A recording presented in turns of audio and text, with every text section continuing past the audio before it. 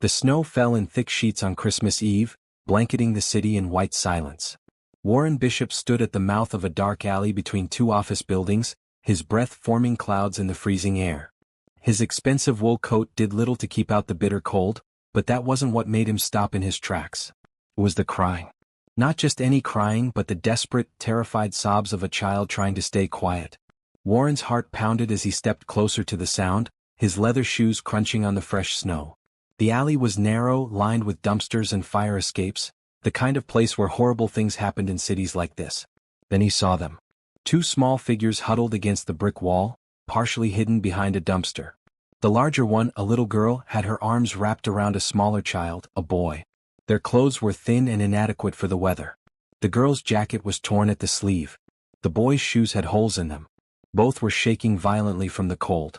Warren took another step forward, and the girl's head snapped up.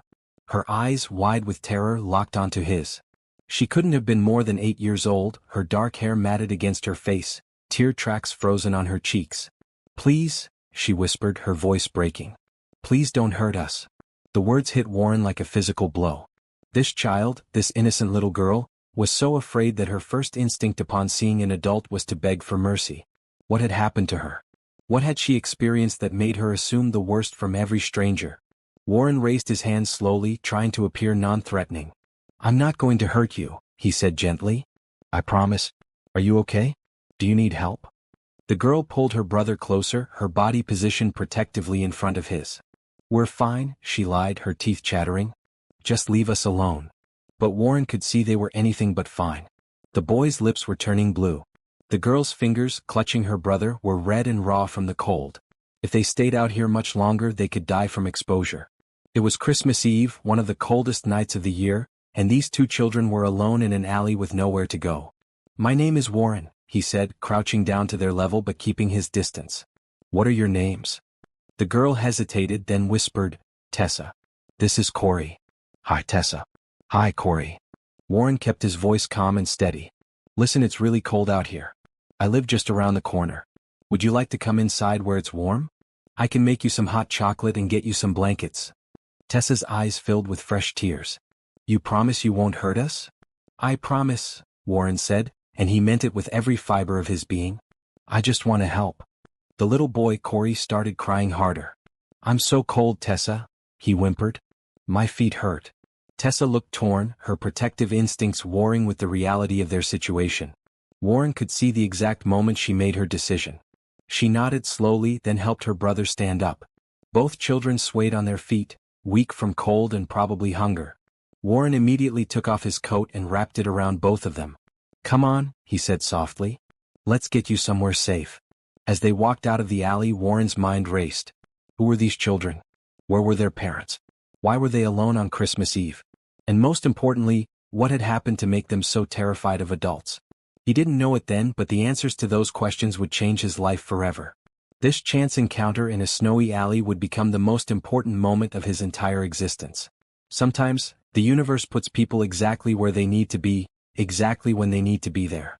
For Warren Bishop, a man who had spent years building walls around his heart, that moment was now. Have you ever wondered what you would do if you found children in danger? Would you walk away or would you step forward into the unknown? Drop a comment below with your thoughts, and don't forget to subscribe for more stories about the power of kindness and second chances. Your support helps us share these important tales. Warren's penthouse was only 2 blocks away, but the walk felt like miles.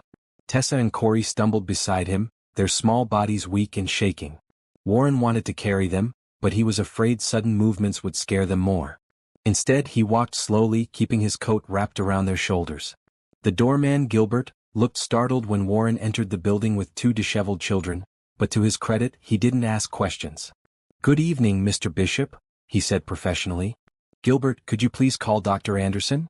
Tell her I need her at my place right away. It's an emergency." "Right away, sir." The elevator ride to the top floor felt endless. Warren glanced down at the children. Corey had his face buried against Tessa's side, still crying softly. Tessa stared straight ahead, her jaw set in determination, trying to be brave for her little brother. "Almost there," Warren said gently. "Just a few more minutes and you'll be warm." When the elevator doors opened directly into Warren's penthouse, both children's eyes widened. The space was enormous, All clean lines and modern furniture, floor-to-ceiling windows showing the snowy city below. Warren had designed it to be impressive, but now, seeing it through the children's eyes, it felt cold and impersonal. "This is where you live?" Tessa whispered. "Yes." "Come on, let's get you warmed up." Warren led them to the guest bathroom. "There are clean towels here. Why don't you both warm up with a shower? I'll find you some dry clothes." Tessa nodded but didn't move. Warren realized she was still afraid to be separated from her brother. "You can both stay together," he said quickly. "I'll leave the clothes right outside the door and wait in the living room. Take as long as you need." He rummaged through his closet, finding the smallest clothes he owned, a couple of old t-shirts and some sweatpants that would be huge on the children, but at least they'd be clean and warm. He left them outside the bathroom door, then went to his kitchen. Warren Bishop was worth several $1,000,000. He owned 3 companies and had investments across multiple sectors. He could buy almost anything he wanted. But standing in his state-of-the-art kitchen, he realized he had no idea how to make hot chocolate from scratch. He'd never needed to before. Fortunately, he found some packets in the back of a cabinet, probably left by a housekeeper. He heated milk on the stove, trying to remember if that's what you were supposed to do. His hands shook slightly as he poured it into mugs. The gravity of the situation was settling on him. These weren't just any children. They were terrified, alone, and depending on him. 20 minutes later, Tessa and Corey emerged from the bathroom. They looked slightly better, their faces clean, their hair damp. Warren's t-shirts hung on them like dresses. Corey's eyes were red from crying, but he'd stopped shaking. "Feel better?" Warren asked. Tessa nodded. "Thank you," she said quietly. "For the clothes and the shower." "Of course. Come sit down." Warren gestured to the couch, where he'd piled every blanket he could find. "I made hot chocolate." The children sat tentatively on the edge of the couch, accepting the mugs with careful hands. Warren watched as they drank, seeing some color return to their faces. Corey drained his entire mug in seconds, then looked up hopefully. "Would you like more?" Warren asked. Corey nodded. "Yes, please." As Warren refilled the mug, there was a knock at the door. Dr. Anderson, his personal physician, had arrived. She was a kind woman in her 50s who had been Warren's doctor for years. "Thank you for coming so quickly," Warren said, letting her in. Dr. Anderson took one look at the children and immediately switched into professional mode. "Hello there," she said warmly. "I'm Dr. Anderson. I just want to make sure you're both healthy. Is that okay?" Tessa looked at Warren, seeking permission. He nodded encouragingly. "It's okay. Dr. Anderson is very nice. She just wants to help." The doctor examined both children thoroughly. Aside from mild frostbite on their fingers and toes, some malnutrition and exhaustion, they were relatively healthy. She gave Warren instructions for care, including what foods to feed them gradually and how to treat the frostbite. "They need rest, proper meals and warmth," Dr. Anderson said privately. "But Warren, you need to call Child Protective Services. These children need proper care." "I know," Warren said. "But not tonight. It's Christmas Eve. Can't they have one night of peace first?" Dr. Anderson studied his face, then nodded. "First thing tomorrow then. But Warren, be careful. Getting attached to a situation you can't control will only hurt more." After she left, Warren returned to find both children had curled up on the couch under the blankets, their eyes drooping. But Tessa was fighting sleep, clearly trying to stay alert. "Tessa," Warren said gently, sitting in a chair across from them. "You're safe here. I need you to trust me on that. But I also need to understand what's happening. Where are your parents?" Tessa's eyes filled with tears. "Our mom died when Corey was born. We never knew our dad." Warren's chest tightened. "I'm so sorry. Who have you been living with?" "Our grandma," Tessa said, her voice breaking. "But she got sick a month ago. Real sick. She went to the hospital and they said she had cancer. She died 3 days ago." "Oh, sweetheart." Warren's heart ached for them. "Why didn't you tell the hospital? They could have helped you." "Grandma said that if anything happened to her, they'd split us up," Tessa explained, tears streaming down her face. "She said we'd go into the system and they'd send us to different homes because nobody wants 2 kids together. I promised her I'd take care of Corey no matter what. I promised I wouldn't let them separate us." Warren understood then. This little girl had been carrying an impossible burden. She'd been trying to take care of herself and her brother alone, without any resources, without any help. No wonder she was terrified. "Have you been on the streets for 3 days?" Tessa nodded. "We stayed in Grandma's apartment the first night, but the landlord came and said we had to leave. We didn't have anywhere else to go. I took some food from the apartment, but it ran out yesterday. We've been trying to find places to stay warm, but everywhere kept kicking us out. You were in that alley when I found you. We were trying to hide until morning. Then I was going to figure out what to do next." Tessa's voice was so tired, so defeated. "But I didn't know what. I'm only 8. I don't know how to take care of us." Warren leaned forward. "Listen to me, Tessa. You are the bravest person I've ever met. What you did, trying to protect your brother, that takes incredible courage. But you don't have to do it alone anymore. I'm going to help you." "But you're a stranger," Tessa said. "Why would you help us?" It was a fair question. Warren looked at these two children, remembering his own painful childhood, his own time in the system. "Because somebody should have helped me when I was your age," he said honestly. "And they didn't. So now I help when I can." "What if they try to separate us?" Tessa's biggest fear surfaced again. "I won't let that happen," Warren said, surprising himself with the conviction in his voice. "Tomorrow I'm going to call some people. We're going to figure this out the right way. But I promise you, I will do everything in my power to keep you together." "You promise?" Tessa's voice was so small, so hopeful. "I promise." For the first time since Warren had found them, Tessa's shoulders relaxed. She leaned back against the couch, pulling Corey closer. "Okay," she whispered. "Thank you." "You're welcome. Now you both need to sleep. That bedroom right there is yours for tonight. There's a big bed and I'll leave a light on in the hallway." Tessa looked uncertain. "Where will you sleep?" "I'll be right out here on this couch. If you need anything at all, you just call out. I'll hear you." "Okay." Warren helped them to the bedroom, tucking them under the thick comforter. Corey was already asleep, but Tessa looked up at Warren one more time. "Mr. Warren?" "Yes." "This is the nicest thing anyone's ever done for us." Warren's throat tightened. "Get some rest, sweetheart. Tomorrow is a new day." He closed the door partway and returned to the living room. The penthouse felt different now, less empty. Warren sat on the couch, staring out at the snowy city, his mind racing with plans and logistics. He'd built a fortune from nothing. He'd navigated complex business deals and high-stakes negotiations. But nothing had ever felt as important as what he was about to do. 2 children were depending on him, trusting him with their safety and their future. Warren pulled out his phone and dialed his lawyer's number. It went to voicemail as expected on Christmas Eve. "Thomas, it's Warren. I need you to call me back as soon as possible. It's urgent. I need to know everything about emergency custody, foster care, and adoption law. Everything. Call me tonight if you can." Then he dialed another number. His assistant, Patricia. She answered on the 3rd ring. "Mr. Bishop? Is everything all right?" "Patricia, I'm sorry to bother you on Christmas Eve. But I need you to do something for me first thing tomorrow morning. I need you to clear my schedule for the next 2 weeks. Cancel everything." "Everything?" Patricia sounded shocked. Warren never canceled meetings. "Everything. Something's come up. Something important." "Of course, sir. Is there anything else you need?" "Yes. I need you to research child psychologists and social workers in the city. I need names of the best ones. People who actually care about kids, not just bureaucrats. Can you do that?" "Absolutely. I'll have a list for you by noon tomorrow." "Thank you, Patricia. And Merry Christmas." "Merry Christmas, Mr. Bishop." Warren hung up and leaned back against the couch. Through the bedroom door, he could hear Corey's soft snoring and Tessa's quiet breathing. They were safe tonight. Warm, fed, and safe. But tomorrow would bring new challenges. The system would get involved. There would be questions, investigations, procedures.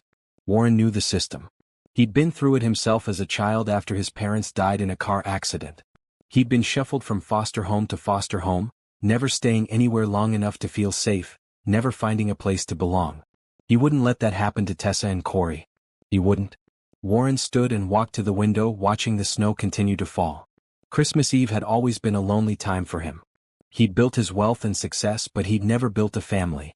He'd never let anyone close enough. The walls he'd constructed around his heart had kept him safe but also kept him isolated. Now 2 children had stumbled into his life, literally and figuratively. And somehow in the span of a few hours they'd started to crack those walls. Warren thought about Tessa's terrified face in the alley, the way she'd begged him not to hurt them. What kind of world had these children experienced that made them so afraid? What had they seen, what had they endured? He made another silent promise to himself. Whatever it took, however long it took, he would make sure Tessa and Corey knew safety. Real safety. The kind that came from stability and love, not just temporary shelter. Tomorrow he would start the process. He would navigate the legal system, work with social services, do everything right. But tonight, on Christmas Eve, 2 children would sleep soundly for the first time in days. And that was enough. Warren checked on them one more time before settling onto the couch. Tessa had rolled closer to Corey in her sleep, her arm protectively around her brother even in unconsciousness. The sight made Warren's chest ache with an emotion he couldn't quite name. As he closed his eyes, Warren realized something had shifted inside him. The emptiness that had defined his life for so long had been replaced by something else. Purpose. Hope. The possibility of something more. He didn't know how this would end. He didn't know if the system would let him help these children the way he wanted to. But he knew one thing with absolute certainty. He would try. He would fight. Because sometimes the universe gives you a second chance. And Warren Bishop wasn't going to waste his. Warren woke early on Christmas morning to find Corey standing beside the couch, staring at him with wide, uncertain eyes. The little boy was clutching a stuffed animal Warren didn't remember being there before. He must have had it in his pocket. "Good morning," Warren said softly, sitting up. "Did you sleep okay?" Corey nodded but didn't speak. His eyes darted toward the kitchen and Warren understood. "Are you hungry?" Another nod.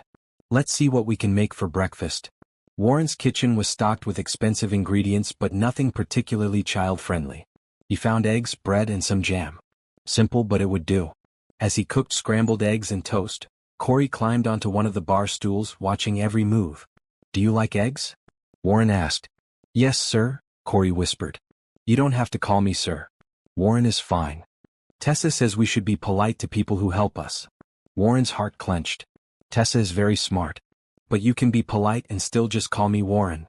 Tessa emerged from the bedroom a few minutes later, her hair messy, wearing Warren's oversized t-shirt.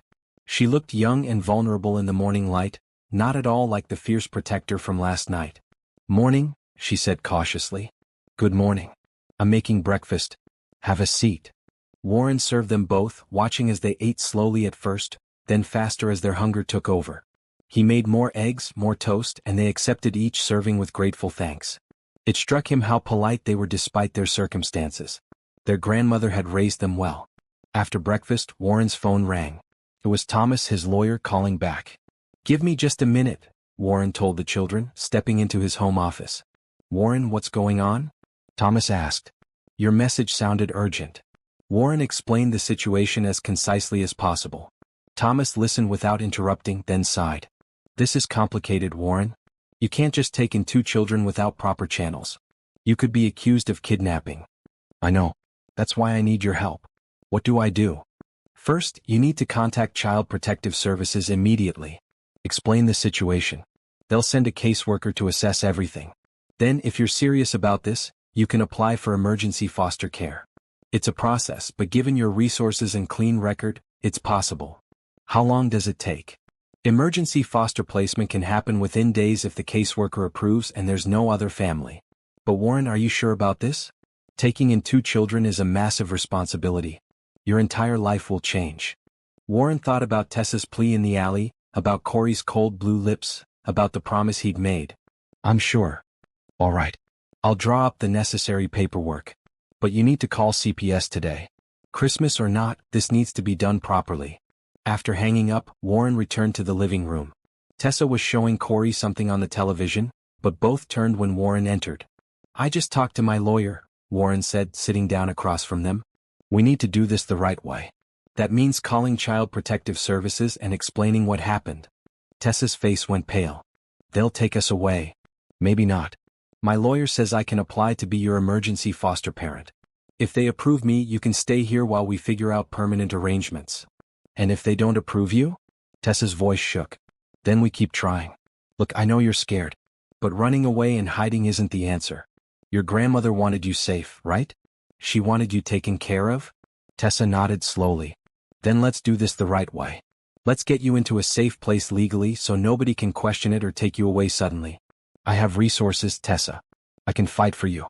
But I can only do that if we work within the system." Tessa looked at her brother, then back at Warren. "You really want to keep us?" "Yes, I do." "What?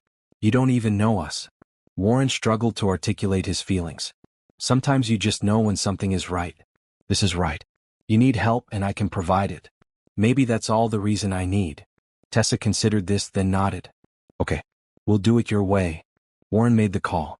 The CPS emergency line was surprisingly active even on Christmas. He explained the situation to the operator, who took his information and said a caseworker would be dispatched within a few hours. What do we do until then? Tessa asked. Warren looked around his sterile penthouse. Well, it's Christmas. We should probably do something Christmas-related. We don't have presents or a tree, Corey said quietly. Then let's fix that. Warren took them shopping. It was awkward at first because the children had no proper clothes, but he found a department store that was open and bought them each a complete outfit. Tessa chose a bright red sweater and jeans. Corey picked a blue shirt with a cartoon character on it. In the dressing room while they changed, Warren bought more clothes, enough for a week at least. Then they went to a store that was selling discounted Christmas trees. Warren let the children pick one, a small pine that would fit in his living room. They bought ornaments, lights, and a star for the top. Corey's eyes lit up when he saw the decorations, the first real smile Warren had seen from him. Back at the penthouse they decorated together. Warren had never bothered with a Christmas tree before. He'd always viewed the holiday as just another day. But now, watching Tessa carefully hang ornaments and Corey giggle as he wrapped lights around the lower branches, Warren understood what he'd been missing. This was what Christmas was supposed to be. Not the expensive gifts or fancy parties he'd been invited to over the years. This simple joy, this togetherness. It's beautiful, Tessa said when they finished. Warren agreed. The tree wasn't perfect. The ornament placement was haphazard, and the lights were tangled in some places. But it was theirs, created together, and that made it special. The doorbell rang at 2 in the afternoon. Warren's stomach tightened. The caseworker had arrived. He opened the door to find a woman in her early 30s standing in the hallway. She was African American, wearing a professional green dress and carrying a large bag. Her expression was serious but not unkind. Mr. Bishop? I'm Brianna Mitchell from Child Protective Services. Please come in. Warren stepped aside. Brianna entered, her eyes immediately taking in everything. The penthouse, the Christmas tree, the children sitting nervously on the couch. Her gaze lingered on Tessa and Corey, and Warren saw her expression soften slightly. Hello, she said gently to them. I'm Brianna. I'm here to help. Tessa stood up, positioning herself slightly in front of Corey. Are you going to take us away? That depends on a lot of factors, Brianna said honestly. But I'm not here to hurt you or scare you. I just need to understand what's happening and make sure you're safe. Can you tell me your names? I'm Tessa. This is my brother Corey. Brianna smiled warmly. It's nice to meet you both. Mr. Bishop, could I speak with you privately first? Warren led her to his office. Brianna closed the door and turned to face him, her professional mask back in place. Tell me everything. How did you meet these children? Warren explained, finding them in the alley, bringing them home, calling Dr. Anderson, everything. Brianna listened carefully, taking notes. And you want to keep them here? She asked when he finished. Yes. I want to apply for emergency foster care. Brianna studied him. Mr. Bishop, I've seen a lot in this job. People who seem well-meaning but have ulterior motives. Rich people who think they can buy their way into anything, including children's lives. What makes you different? Warren met her gaze steadily. I grew up in foster care. After my parents died, I was bounced from home to home. Nobody wanted me permanently. I know what that feels like, the uncertainty, the fear of being moved again. I won't let Tessa and Corey go through that if I can help it. Something shifted in Brianna's expression. Understanding, maybe. You're a foster kid. Was. A long time ago. That explains some things. She consulted her notes. I need to interview the children separately, inspect your home, run background checks. This is going to take time. How much time? For emergency placement? If everything checks out, maybe 48 hours. But Mr. Bishop, I need you to understand something. Even if I approve emergency foster care, that's temporary. Long-term placement requires much more. Classes, home studies, psychological evaluations. It's a process that takes months. I understand. I'm ready for that. Brianna nodded. All right. Let me talk to the children. She interviewed Tessa first, then Corey. Warren stayed in his office, anxious, wondering what they were saying, how Brianna was interpreting everything. After an hour, Brianna inspected the guest room where the children had slept, the bathroom, the kitchen. She took more notes, asked more questions. Finally, she sat down with Warren again. Here's my assessment. The children are clearly bonded to you already, which is unusual but not necessarily bad. They feel safe here, which is the most important thing. Your home is more than adequate. You have the financial resources to provide for them. And your background check came back clean. Warren's hope rose. So you'll approve emergency placement? I'm going to recommend it, yes. But there are conditions. You need to start foster parent training immediately after Christmas. You need to bring them in for regular checkups with me. And you need to understand that if any family members come forward to claim them, they get priority. They said their grandmother was their only family. Sometimes people come out of the woodwork when they hear children might inherit something or when there's money involved, Brianna warned. Just be prepared. I will be. Brianna stood. I'll file the paperwork tonight. You should have official approval by the day after tomorrow. In the meantime, the children can stay with you under my supervision. I'll be checking in frequently. Thank you, Warren said sincerely. Thank you for giving us a chance. Brianna's expression softened again. You seem genuine, Mr. Bishop. And those kids need someone genuine. Don't prove me wrong. I won't. After Brianna left, Warren returned to the living room. Both children looked terrified, waiting for the verdict. She said yes, Warren told them. You can stay. The relief on their faces was profound. Tessa started crying, not from fear this time but from overwhelming emotion. Corey ran to Warren and hugged his legs tightly. Thank you, Tessa sobbed. Thank you so much. Warren knelt down and opened his arms. Tessa joined the hug, and for a moment the three of them stayed like that, holding on to each other, holding on to hope. We're going to figure this out together, Warren promised. I don't know exactly how yet, but we will. That evening they ordered pizza and watched Christmas movies. Warren sat between the children on the couch, feeling their warmth against his sides. Corey fell asleep halfway through the second movie, his head on Warren's lap. Tessa lasted a bit longer but eventually dozed off too. Warren looked at their peaceful faces, so different from the terrified children he'd found in the alley. In just 24 hours they'd begun to trust him. That trust was precious and fragile. He would do everything in his power to honor it. His phone buzzed. A text from Brianna. Paperwork filed. Official approval should come through tomorrow afternoon. Merry Christmas, Mr. Bishop. You did a good thing today. Warren smiled and typed back, thank you for believing in us. He carried Corey to bed first, then came back for Tessa. She woke slightly as he lifted her. Warren, she murmured sleepily. Yes. Is this real? Are we really going to stay? Yes, sweetheart. This is real. Okay. Good. She closed her eyes again, trusting him completely. Warren tucked them both into bed and stood in the doorway watching them sleep. His entire life had changed in a single day. The solitary existence he'd built, the walls he'd maintained, they were crumbling. And strangely he didn't mind. For the first time in longer than he could remember, Warren Bishop felt like he had a purpose beyond making money or closing deals. He had people to care for, people who needed him. And maybe, just maybe, he needed them too. Christmas had given him an unexpected gift. Not wrapped in paper or tied with a bow, but infinitely more valuable. The gift of connection. Of family. Warren went to his own room, exhausted but content. Tomorrow would bring new challenges. There would be paperwork and procedures and 1,000 details to manage. But tonight he would rest, knowing he'd done the right thing. Sometimes the bravest thing you can do is open your heart when you've spent years keeping it closed. Warren had taken that first step. Now he just needed to keep walking forward, one day at a time, building something beautiful from the broken pieces of the past.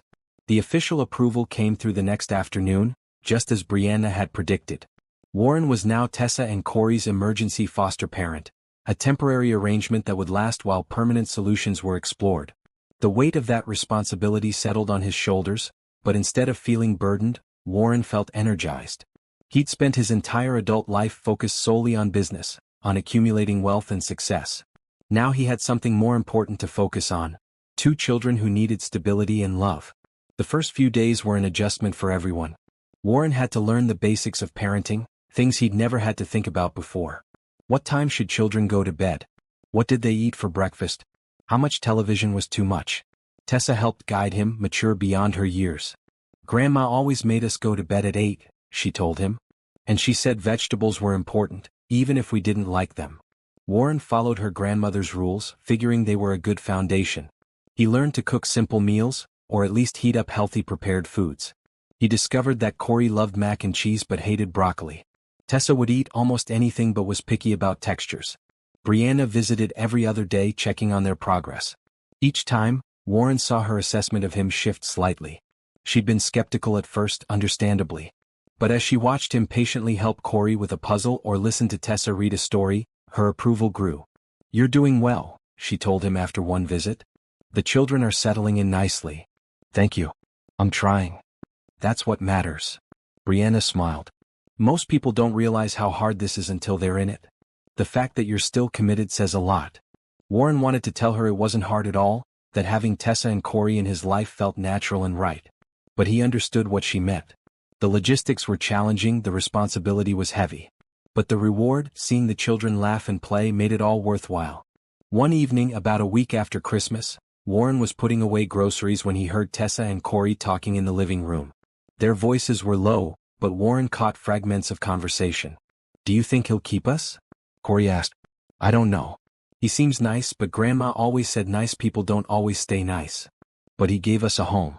And food. And he's teaching me to read better." "I know. But people can change their minds. What if he gets tired of us?" Warren's heart broke. Despite everything he'd done, the children still didn't fully trust that this was permanent. And why would they? They'd lost their mother, their grandmother, their home. Their entire world had been uncertainty and loss. He walked into the living room. Both children looked up, startled, worried they'd been overheard. "Can we talk?" Warren asked gently. They nodded, and he sat down on the floor in front of the couch where they were sitting. "I heard what you were saying. And I understand why you're worried. You've been through so much and you've learned not to trust that good things last. But I need you to hear this." Warren looked at both of them seriously. "I'm not going to change my mind about you. I'm not going to get tired of you. You're staying here for as long as it takes to figure out what's best for you permanently. And if I have any say in it, that means forever." "Forever?" Corey's eyes widened. "Forever. I know that's hard to believe right now. But I'm going to prove it to you every single day. When I make a promise, I keep it. And I promise you both you're safe here." Tessa's eyes filled with tears. "What if something happens to you? Everyone we love goes away." Warren understood then. It wasn't just about trusting him. It was about their fear of losing someone else. These children had learned that love meant eventual loss. "Nothing's going to happen to me," Warren said, though he knew he couldn't guarantee that. "But just in case, I've already updated my will. If anything ever did happen, I've made arrangements to ensure you'd be taken care of. You'd never be alone or unprotected." "You did that for us?" Tessa whispered. "Of course I did. You're my responsibility now. That means planning for every possibility." Corey slid off the couch and hugged Warren tightly. "I'm glad we found you in that alley." Warren hugged him back, his throat tight with emotion. "I'm glad too, buddy." That night, after the children were asleep, Warren sat in his office staring at old photographs. He kept them in a box in his desk drawer, rarely looking at them because they brought up painful memories. But tonight he needed to confront his past. There was a picture of his parents, smiling at the camera. Warren had been 7 when they died, old enough to remember them vividly. His father had been a teacher, his mother a nurse. They hadn't been wealthy, but they'd been happy. Until a drunk driver had taken them away in an instant. Warren had gone into foster care with nothing but a small suitcase of clothes. He'd been shuffled between 5 different homes over the next 11 years. Some families had been kind but overwhelmed. Others had been indifferent, seeing foster children as paychecks. None had wanted to adopt him permanently.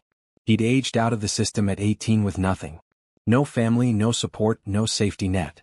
But he'd been determined to survive, to build something better.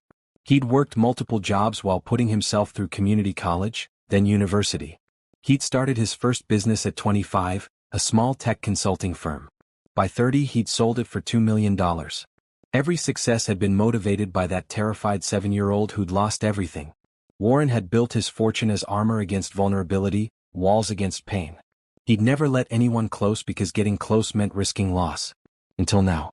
Looking at his parents' photograph, Warren whispered, "I think I understand now. Why you fought so hard to give me a good life. Because children deserve that. They deserve to feel safe and loved."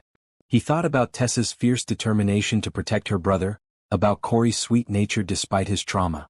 These children deserved everything good the world could offer. And Warren had the resources to provide it. But more than that, he had the understanding. He knew what they were going through because he'd lived it. He could anticipate their fears, their doubts, their need for consistency and safety. Maybe that's why the universe had put him in that alley on Christmas Eve.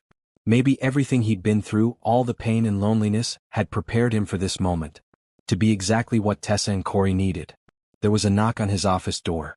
Warren quickly wiped his eyes and turned to see Tessa standing there in her pajamas. "Can't sleep?" he asked. She shook her head and came into the office looking at the photographs on his desk. Are these your parents? Yes. They look nice. They were. I lost them when I was just a little older than you are now. Tessa sat down in the chair across from his desk. What happened after? Warren told her. Not in detail but enough so she understood.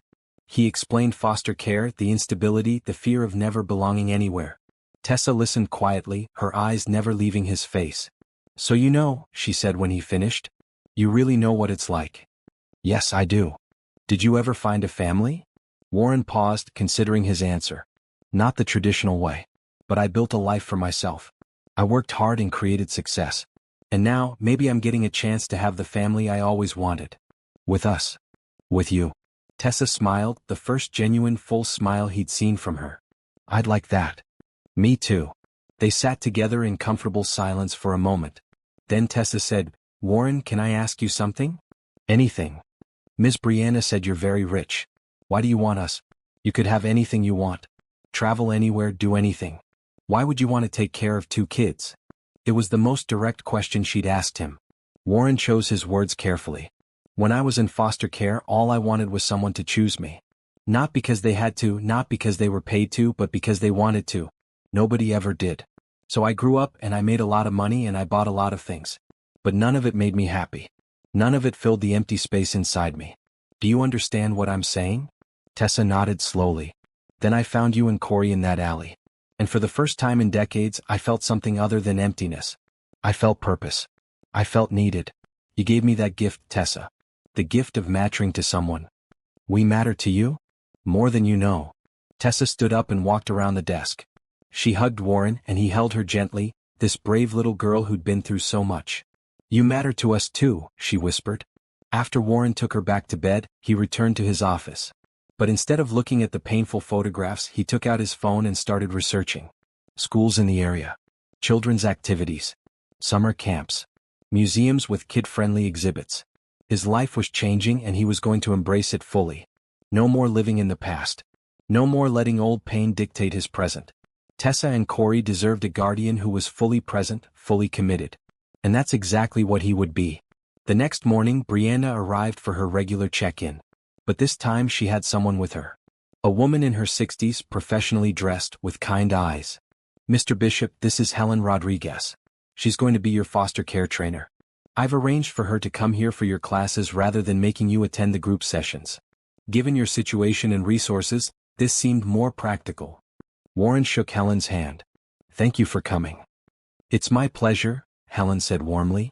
Brianna tells me you're doing wonderfully with Tessa and Corey. I'm here to help make sure you have all the tools you need. Over the next several hours, Helen walked Warren through the basics of foster parenting. She covered trauma-informed care, understanding behavioral triggers, creating stability and routine, managing difficult emotions, and much more. Warren took notes diligently, asking questions whenever something wasn't clear.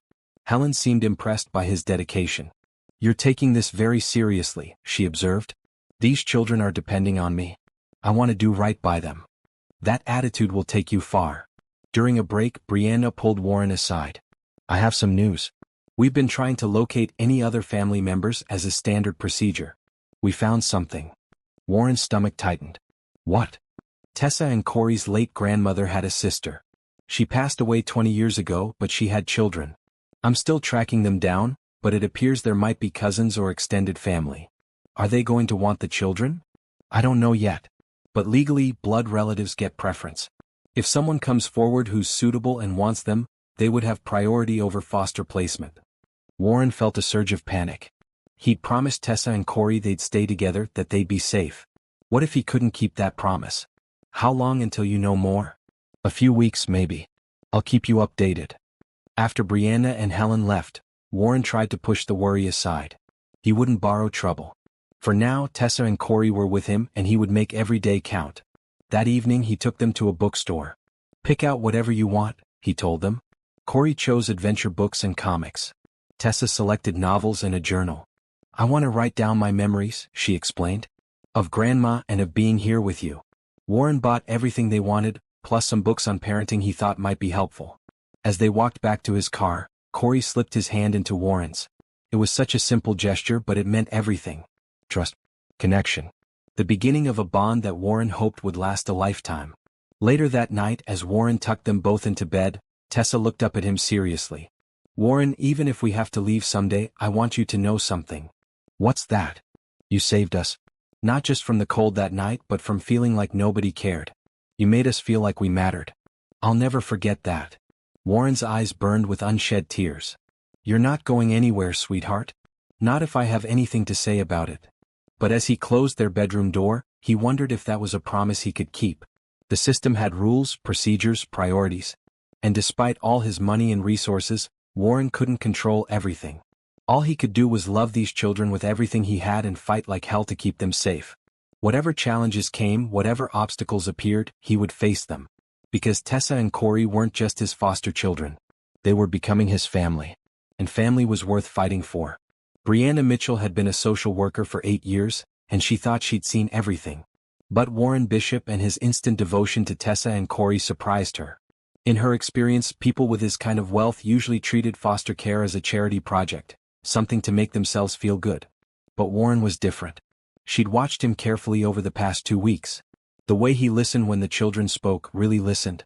The way he researched parenting techniques late at night, she knew because he'd emailed her questions at 2 in the morning. The way his entire penthouse had transformed from a sterile showcase to a real home, with children's drawings on the refrigerator and toys in the living room. Brianna had to admit she was impressed. More than that, she was intrigued. Warren Bishop was undeniably handsome. Tall, fit, with dark hair that was just starting to gray at the temples.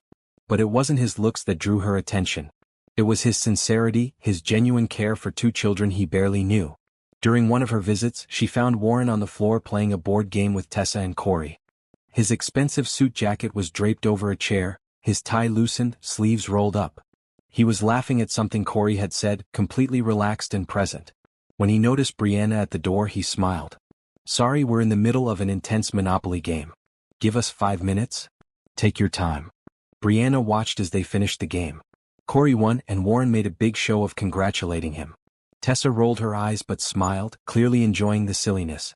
"All right, you two, why don't you go work on that puzzle we started yesterday?" Warren suggested. "I need to talk with Ms. Brianna." The children obediently went to the dining table where a large puzzle was set up. Warren gestured for Brianna to follow him to his office. "How are things going?" she asked, settling into a chair. "Really well, I think. The kids seem more comfortable every day. Corey's been talking more. Tessa's been smiling more. Those feel like good signs." "They are." Brianna consulted her notes. "I have some updates on the family search." Warren's expression grew serious. "Did you find someone?" "Possibly. I tracked down the grandmother's sister's children. There are 3 of them, all adults now. 2 live out of state and haven't responded to my calls yet. But the 3rd, a man named Gerald Hartley, lives about an hour from here. I spoke with him yesterday. And? He expressed some interest in the children. Said he'd like to meet them." Warren's jaw tightened. "What do you know about him?" "Not much yet.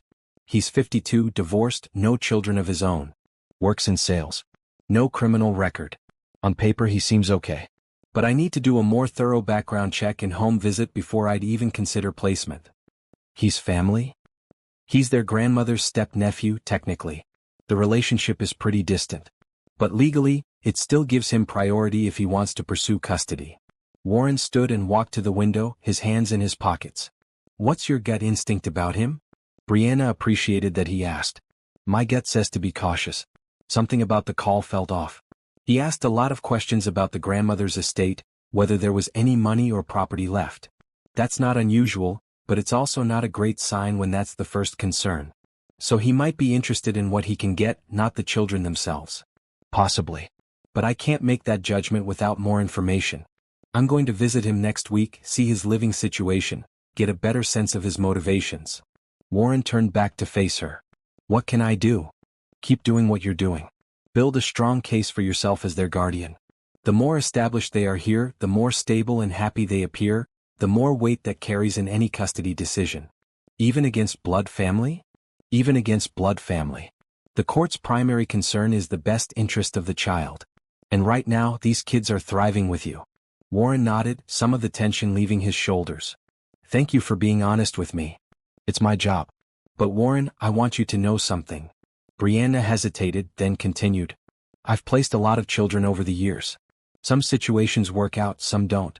But I can honestly say I've never seen someone take to foster parenting as naturally as you have. Whatever happens with this Gerald situation, you've already made a huge difference in Tessa and Corey's lives. Something warm flickered in Warren's eyes.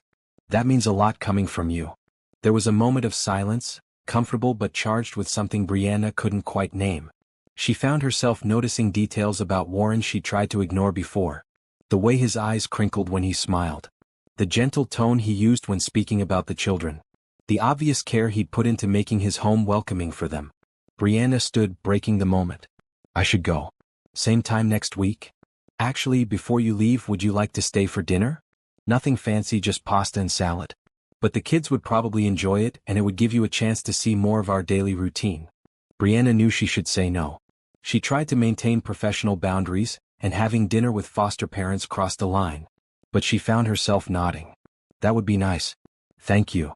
Dinner was surprisingly pleasant. Warren cooked while Tessa set the table and Corey told elaborate stories about a superhero he'd invented. Brianna found herself laughing genuinely, relaxing in a way she rarely did during work visits. Miss Brianna, do you have kids? Corey asked around a mouthful of pasta. Corey, don't talk with your mouth full, Tessa chided. He swallowed. Sorry? But do you? No, I don't, Brianna answered.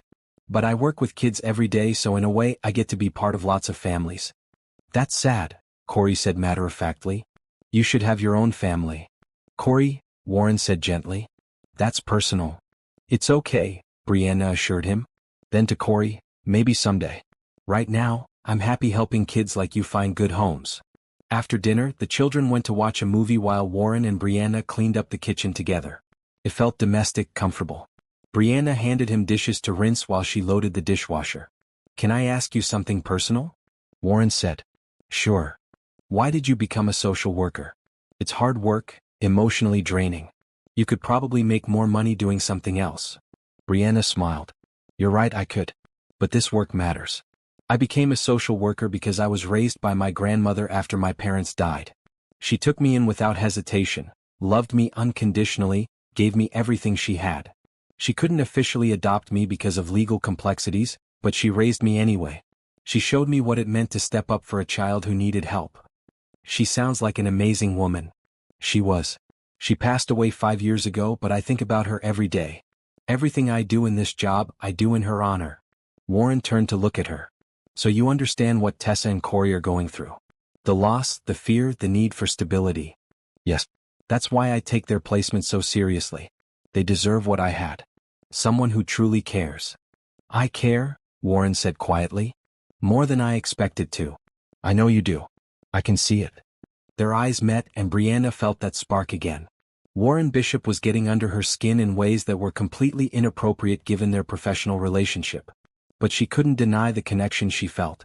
Before things could get more complicated, she stepped back. I should probably go. Thank you for dinner. Thank you for staying. As Brianna drove home that night, she tried to analyze her feelings rationally. She was attracted to Warren, yes. But more than that, she admired him. His willingness to open his life to these children, his humility in asking for help when he didn't know something, his genuine transformation from isolated businessman to caring guardian. But she had a job to do.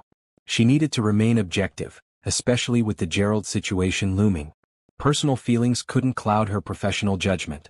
The following week, Brianna visited Gerald Hartley's home. It was a small house in a working-class neighborhood, neat but modest. Gerald himself was a large man with a ready smile that didn't quite reach his eyes. Thank you for seeing me, Brianna said, settling on his worn couch. Of course. I want to help my family. They talked for over an hour. Gerald said all the right things about wanting to provide a home for the children, about family responsibility, about honoring his step-aunt's memory. But Brianna noticed he kept bringing up practical concerns. How much would the state provide in foster care payments? Would he have access to any inheritance the children might receive?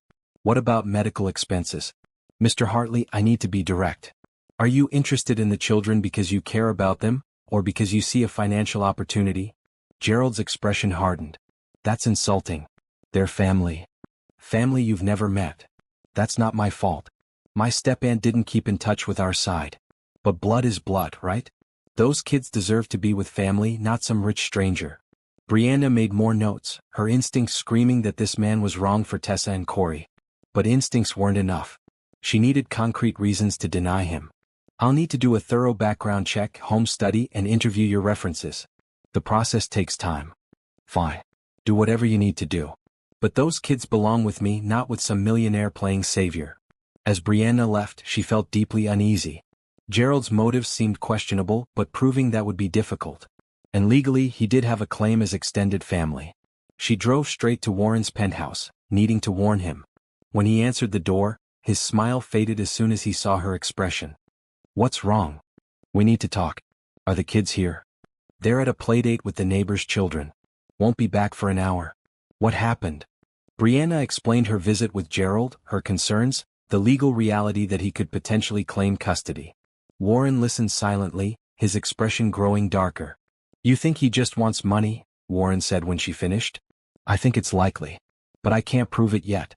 And even if his motives are partly financial, that doesn't automatically disqualify him. Plenty of foster parents have mixed motivations. But this is different. Tessa and Corey don't know him. They're happy here. Doesn't that count for something? It does. But family reunification is always the priority in cases like this, even with distant relatives. I'm going to fight it, Warren. I'm going to do everything in my power to prove he's not suitable. But you need to prepare for the possibility that I might not succeed. Warren sank onto the couch, his head in his hands. I promised them.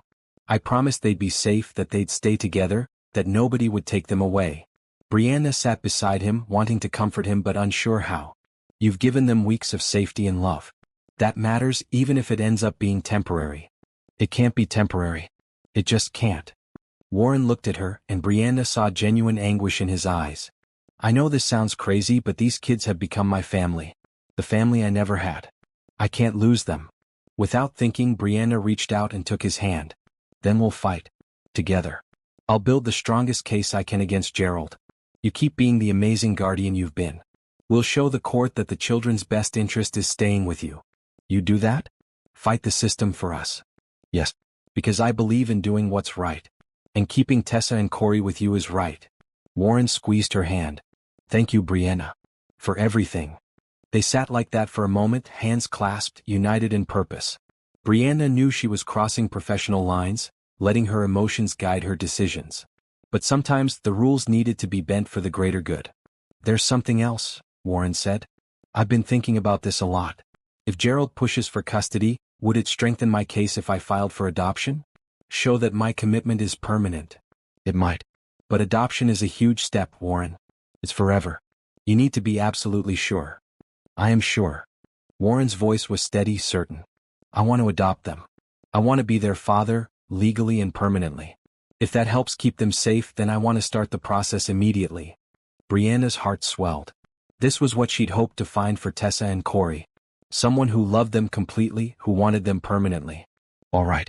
I'll help you start the paperwork. But Warren, the adoption process takes time. Months, sometimes years. And it doesn't guarantee Gerald won't be able to claim them in the interim. I understand. But it's the right move.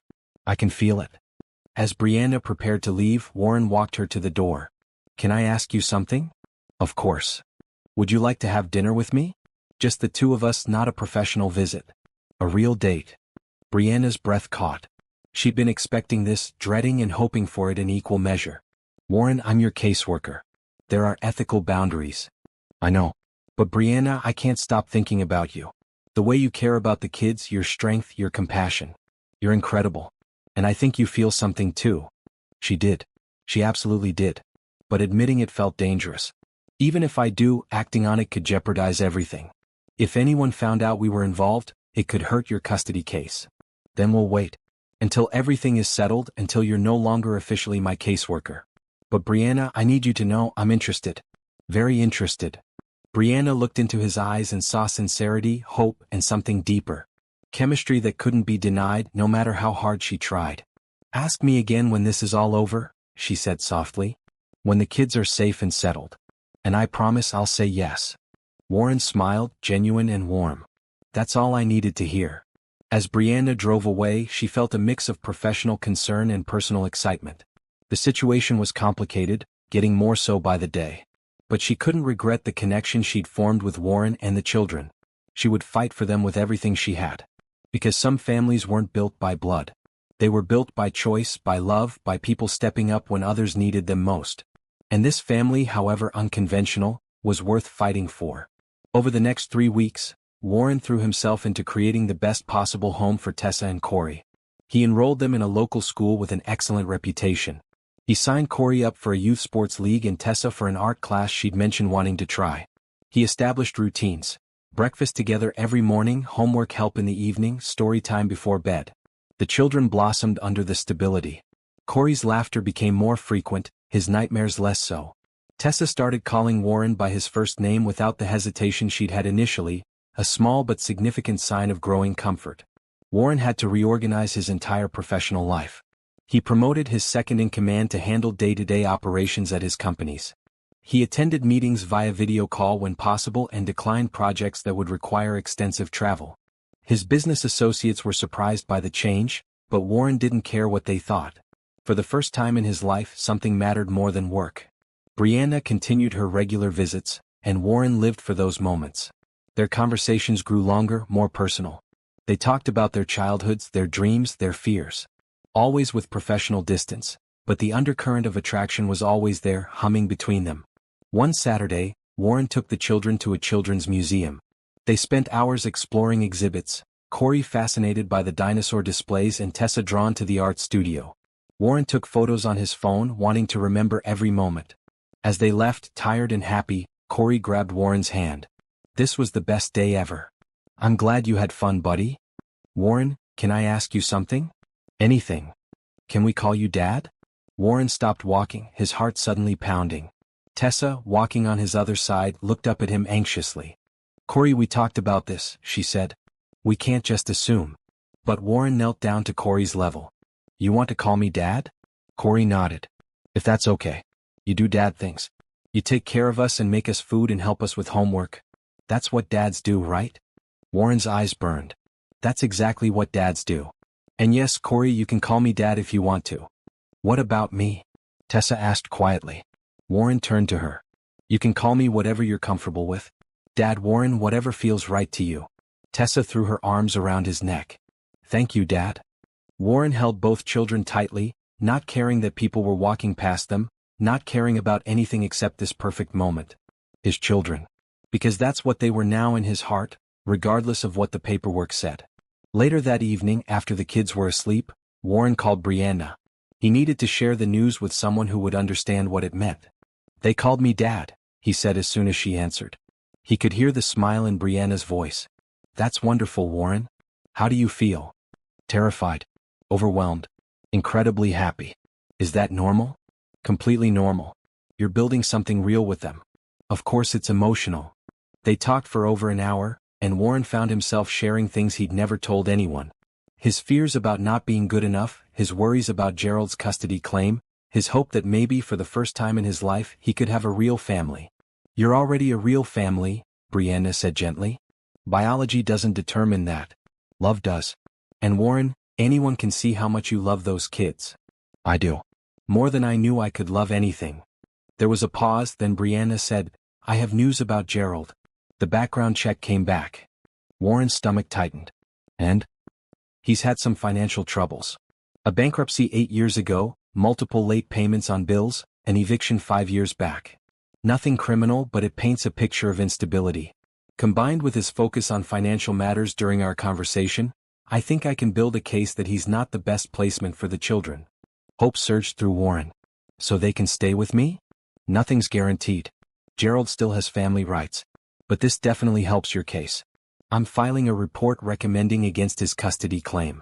The court will make the final decision, but my opinion carries weight." "Thank you, Brianna. Seriously, thank you. I'm just doing my job." "No, you're doing more than that. You're fighting for these kids because you believe in them. That's not just a job." Another pause, heavier this time. "Warren, I need to tell you something." "What?"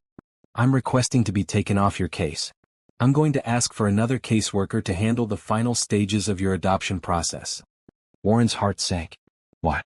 Did I do something wrong?" "No. You've done everything right. That's the problem." Brianna sighed. "Warren, I'm getting too close to this situation. Too invested. My objectivity is compromised. And I think you know why. Because of us. What we feel. Yes. I've been lying to myself, pretending I can maintain professional boundaries. But I can't. Every time I visit, I'm not just seeing a foster parent and children. I'm seeing people I care about deeply. And that's not fair to anyone. Warren's mind raced.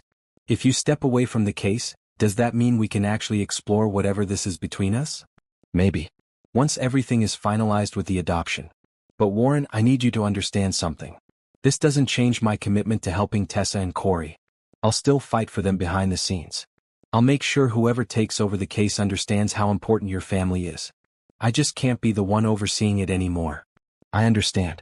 And Brianna? I think you're making the right call. Because what I feel for you, it's not something I can ignore or set aside. And I don't want to risk the kid's placement because we're trying to deny what's happening between us. What is happening between us? Brianna asked softly. Warren chose his words carefully.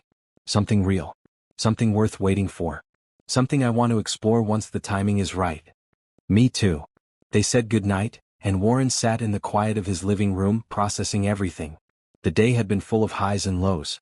Being called dad, then learning Brianna was stepping away from the case, then understanding it was actually a positive step toward something more. Life had become complicated in ways Warren never could have predicted. But it was also richer, fuller, more meaningful than anything he'd experienced before. The next day, a new caseworker arrived for a scheduled visit. Her name was Patricia Lopez, a serious woman in her 40s with decades of experience. Brianna had clearly briefed her thoroughly because Patricia seemed to already understand the situation well. Ms. Mitchell spoke very highly of your family, Patricia said, observing as Corey showed her his collection of toy cars. She's quite invested in ensuring this placement succeeds. She's been incredible, Warren agreed. Patricia spent several hours with them, asking questions, observing interactions, taking notes. When she finished, she seemed satisfied. You're doing well, Mr. Bishop. The children are clearly thriving. I'll continue Ms. Mitchell's work on your adoption application. Given the circumstances and the children's clear bond with you, I'm optimistic about the outcome. What about Gerald Hartley? Patricia's expression grew stern. I've reviewed Ms. Mitchell's report on Mr. Hartley. Combined with his financial history and his concerning focus on monetary matters, I don't believe he's a suitable guardian for Tessa and Corey. I'll be recommending to the court that his custody claim be denied. Relief flooded through Warren. Thank you. Don't thank me yet. He has the right to challenge my recommendation. This could still end up in court. But I believe we have a strong case for keeping the children with you. After Patricia left, Warren gathered Tessa and Corey together. I need to tell you guys something important. They sat on the couch, looking up at him with trusting eyes. There's a man named Gerald who says he's related to your grandmother. He's asked if he can take care of you instead of me. Tessa's face went pale. No. We don't want to go with him. We want to stay here. I know, sweetheart. And that's what I'm fighting for. But I need you to understand that the court might ask you questions. They might want to know what you want, how you feel about living here versus living with Gerald. We'll tell them we want to stay with you, Corey said firmly. Because we do. Good. Because I want you to stay too. In fact, I've filed papers to adopt you. To make you officially my children forever. Tessa's eyes widened. Really? You want to adopt us? More than anything. Both children launched themselves at Warren, hugging him fiercely. Warren held them, making a silent promise that he would do whatever it took to make this adoption happen. No matter what challenges Gerald presented, no matter what hurdles the system put in their way, he would fight. Because these were his kids now. And he didn't take that responsibility lightly. Over the following weeks, the routine continued. School activities, family dinners, bedtime stories. Warren learned to braid Tessa's hair, not well, but she appreciated the effort. He learned all the rules to Corey's favorite card game. He attended parent-teacher conferences and school performances. He was learning to be a father, and while it wasn't always easy, it was always worth it. One evening, while helping Tessa with her homework, she looked up at him seriously. Dad, can I tell you something? Of course. I'm scared that Gerald is going to take us away. I know you're fighting to keep us, but what if you can't?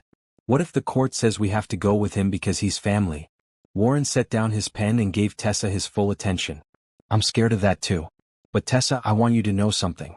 No matter what happens, no matter what some court decides, you will always be my daughter. Corey will always be my son. Maybe not legally, maybe not on paper, but in my heart. Nothing can change that. But if we have to leave, Then I'll fight to see you. I'll fight to stay in your life.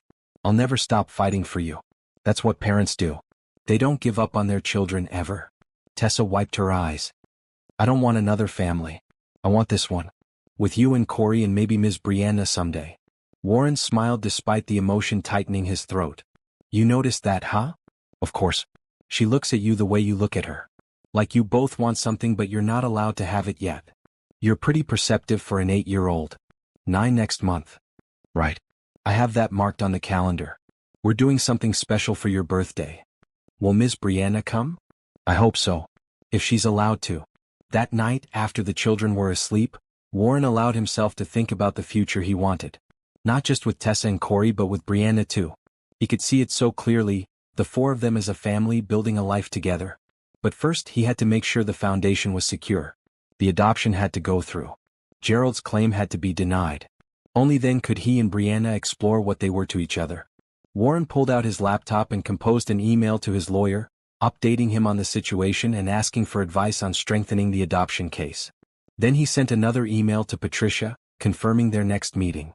He was preparing for battle, gathering his resources, building his case. Because this wasn't about money or power or winning. This was about family. His family.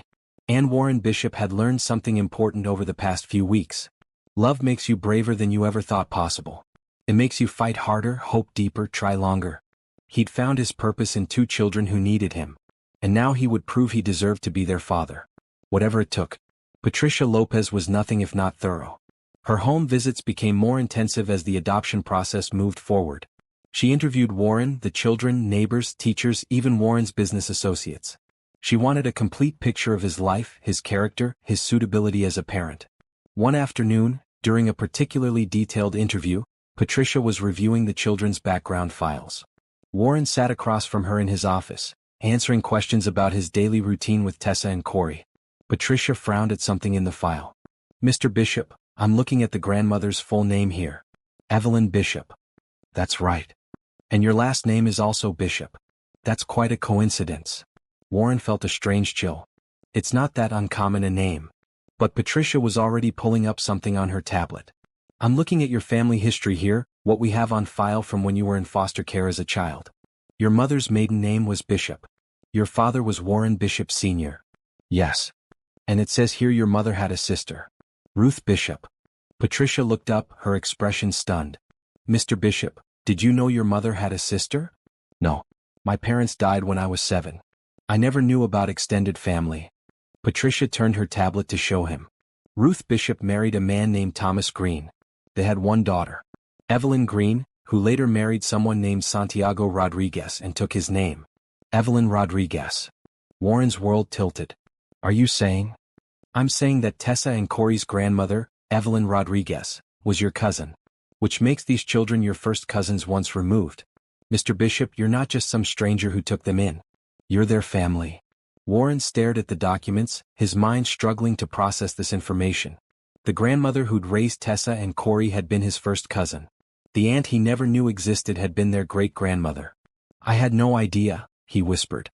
How did I not know? Patricia reviewed the files. It looks like your mother's sister moved away before you were born. Different state, different life. And when you went into foster care after your parents died, there's no record of anyone trying to locate extended family. It was a different time, less comprehensive record-keeping.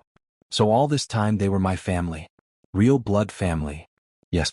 And Mr. Bishop, this changes everything. This isn't a foster situation anymore. You're not adopting strangers. You're taking in your own family members. The court will view this completely differently. Your claim to the children is now stronger than Gerald Hartley's, because you're more closely related. Warren couldn't speak. His throat was too tight, his emotions too overwhelming. All his life he believed he had no family. He'd built his fortune alone, lived alone, convinced himself he didn't need anyone. But he'd had family out there. A cousin who'd lived just a few hours away, who'd raised 2 beautiful children. And when those children needed help, when they ended up alone in an alley on Christmas Eve, they'd found their way to him.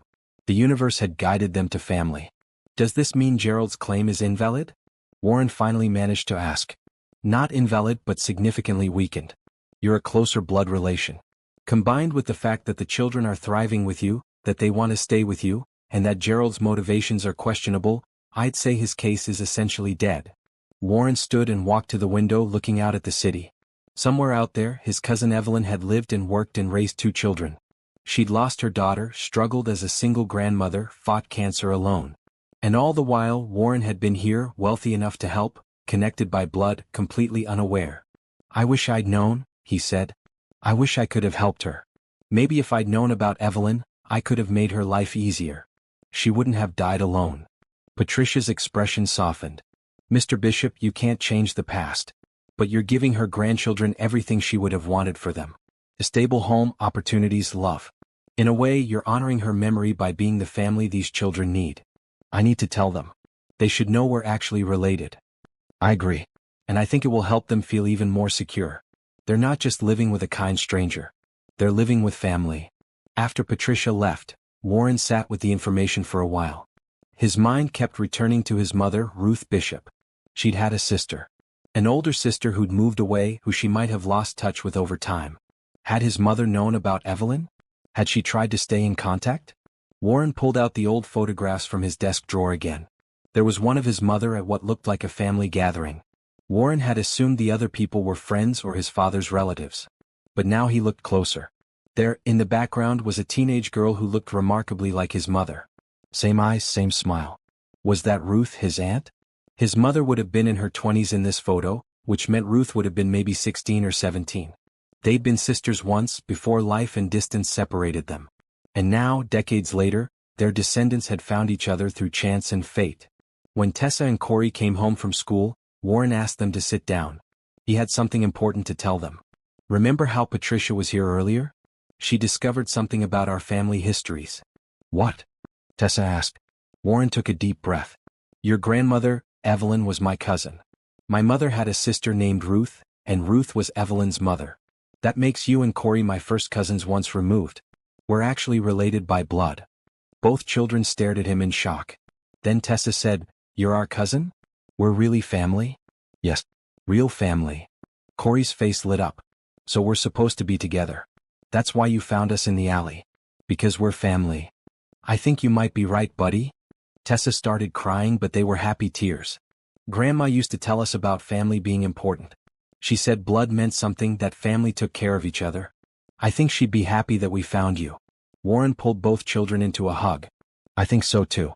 And Tessa, Corey, this means my claim to adopt you is even stronger now. The court will see that you're with family where you belong." "What about that Gerald man?" Corey asked. "He's more distantly related than I am. The court will probably rule in our favor now." Tessa looked up at Warren. "So we're really going to stay?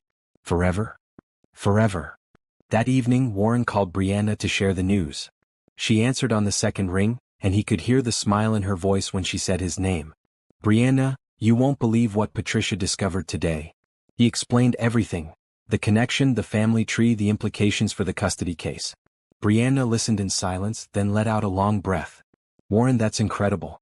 I mean, the odds of this, they're astronomical. You finding the kids in the alley, taking them in, never knowing you were related. It's like something out of a movie." "I know. I keep thinking about everything that had to happen for us to find each other. If I'd taken a different route home that night. If they'd hidden somewhere else.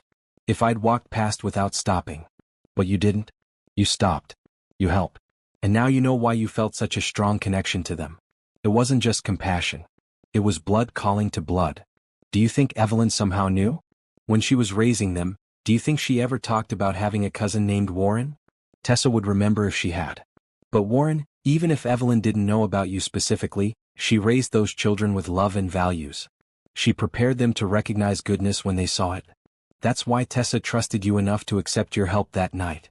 Warren thought about the little girl in the alley, terrified and protective, begging him not to hurt them. She'd been so afraid, but she'd also been brave enough to eventually trust him. Maybe some part of her had sensed the connection between them, the family bond that existed beneath everything else. "When can I see you?" Warren asked. "I want to celebrate this news properly. Warren, I'm still technically connected to your case through the agency. I can't. Come on. One dinner. Unofficial, off the record. We have so much to celebrate. The kids found family. Gerald's claim is basically dead. The adoption is moving forward. I want to share that with you." Brianna was quiet for a moment. Then she said, One dinner. But somewhere quiet, where we won't run into anyone from the agency. I'll make reservations. This Saturday? Saturday works. After they hung up, Warren felt lighter than he had in weeks. Everything was falling into place. The adoption would go through. Gerald would lose his claim. And he could finally explore his feelings for Brianna without jeopardizing everything.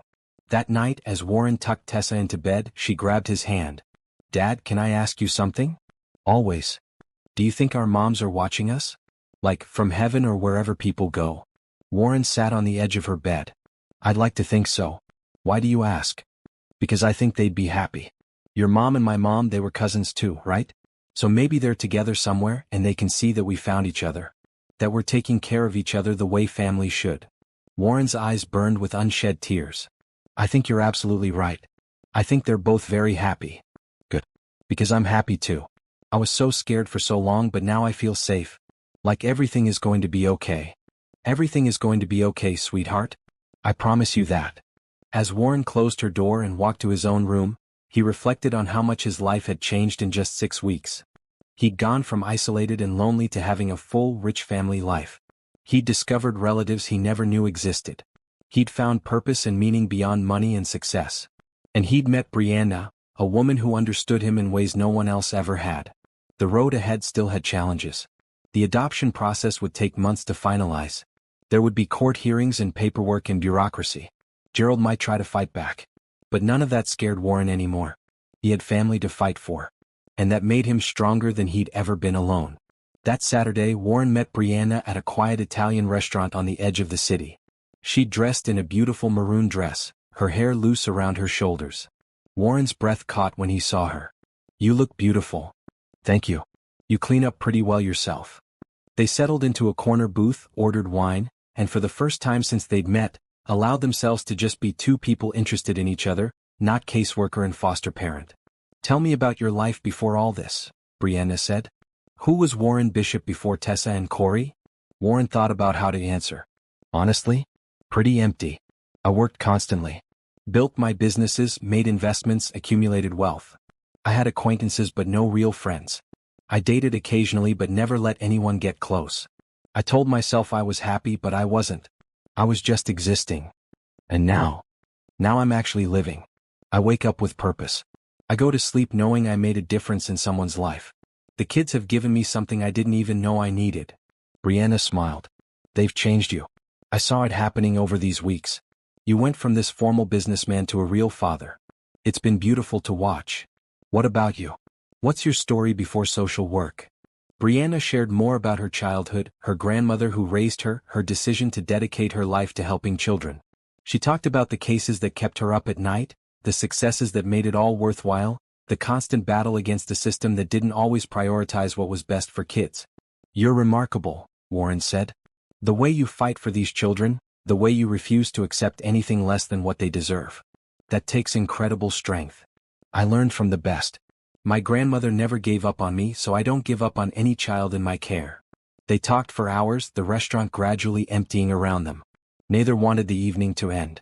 Finally, when the waiter politely mentioned they were closing, Warren and Brianna reluctantly stood to leave. Outside, in the cool night air, Warren walked Brianna to her car. They stopped beside it, neither quite ready to say goodbye.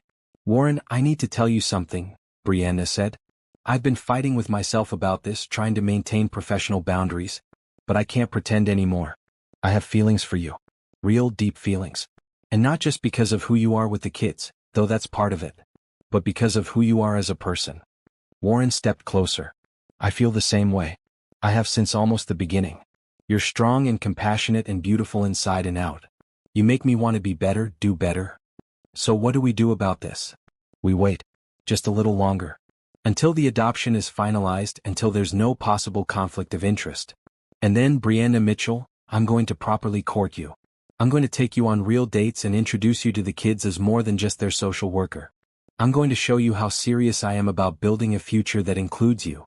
Brianna smiled, her eyes bright with emotion. "That sounds perfect." Warren wanted to kiss her. The urge was nearly overwhelming. But he held back, respecting the boundaries that still existed between them. Instead, he took her hand and squeezed it gently. "Soon," he promised. "Soon," she agreed. As Warren drove home, he felt a sense of completeness he'd never experienced before. His family was coming together in ways he couldn't have imagined. Tessa and Corey, his blood relatives and chosen children. Brianna, who could maybe someday be more. Everything he'd ever wanted was within reach. He just needed to be patient a little longer, let the legal process run its course, and then he could finally claim the life he deserved. The life that had started with a little girl's desperate plea in a snowy alley. "Don't hurt us." He hadn't hurt them. He'd saved them. But the truth was they'd saved him too.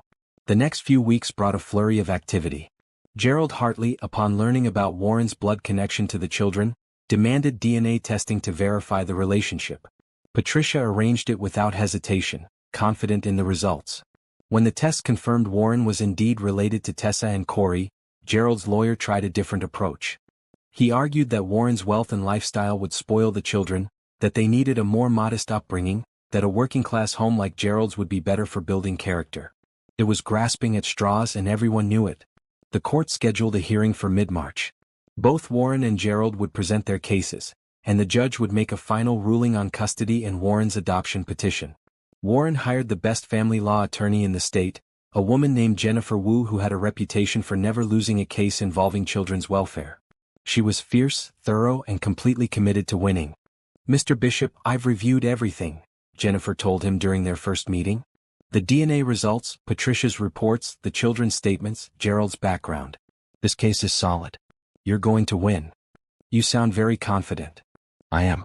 "Gerald Hartley has nothing except a distant family connection. You have blood relation, financial stability, the children's clear preference, months of successful foster care, and glowing reports from every caseworker and teacher involved. Unless something dramatic changes, the judge will rule in your favor." But Warren couldn't relax until it was official. He'd learned not to take anything for granted, especially when it came to the legal system and children.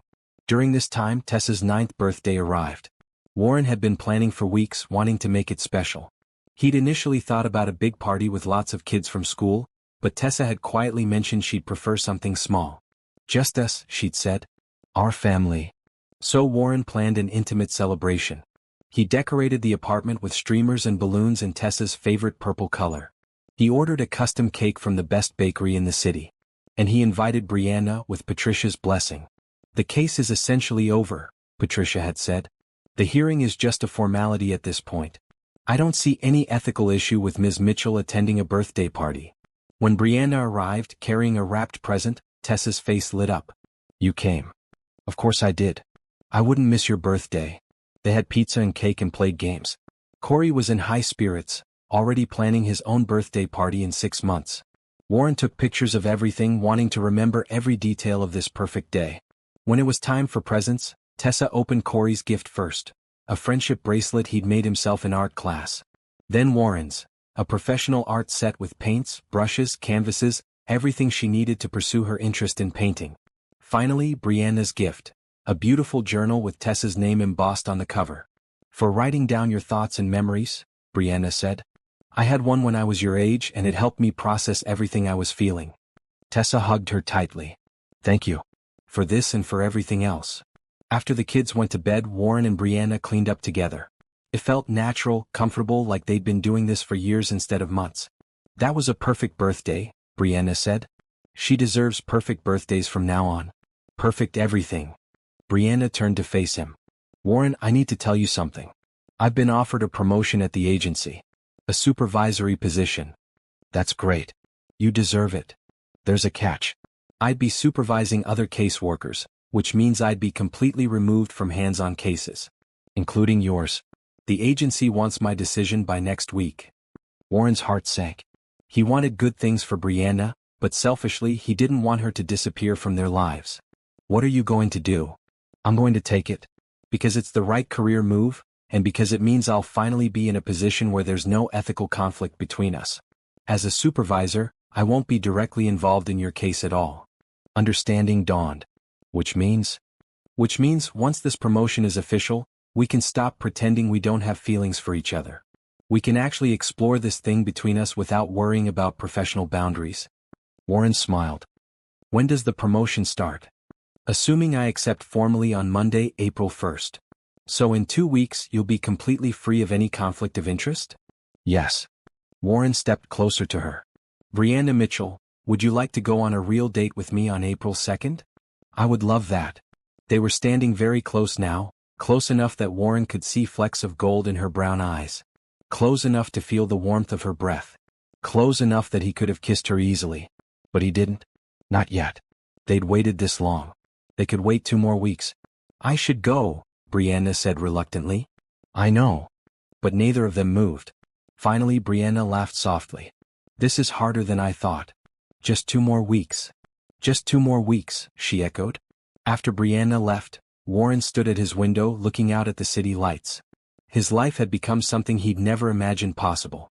He had children who called him Dad. He had a woman who made his heart race every time she walked into a room. He had family dinners and homework help and bedtime stories. He had everything he'd ever wanted without knowing he wanted it. His phone buzzed. A text from Brianna. I forgot to mention. The hearing has been moved up to March 28th. Jennifer probably already told you. Warren checked his calendar. March 28th was 3 days away. His stomach fluttered with nervousness but also anticipation. In 3 days this would all be settled. Gerald would lose his claim. The adoption would be approved. Warren would officially become Tessa and Corey's father. He texted back, Jennifer told me. I'm ready. Brianna, you're going to win. I know it. Warren, thank you for believing in us. Brianna, always. Warren sat down on the couch thinking about the hearing. Jennifer had prepared him thoroughly. He knew what questions to expect, how to present himself, what to emphasize. But more than any strategy or legal maneuvering, Warren had the truth on his side. He loved these children. He'd proven he could care for them. They were happy and thriving in his home. That's what mattered. The next 3 days passed in a blur. Warren tried to maintain normalcy for the kids, not wanting them to stress about the hearing. But Tessa, perceptive as always, noticed his tension.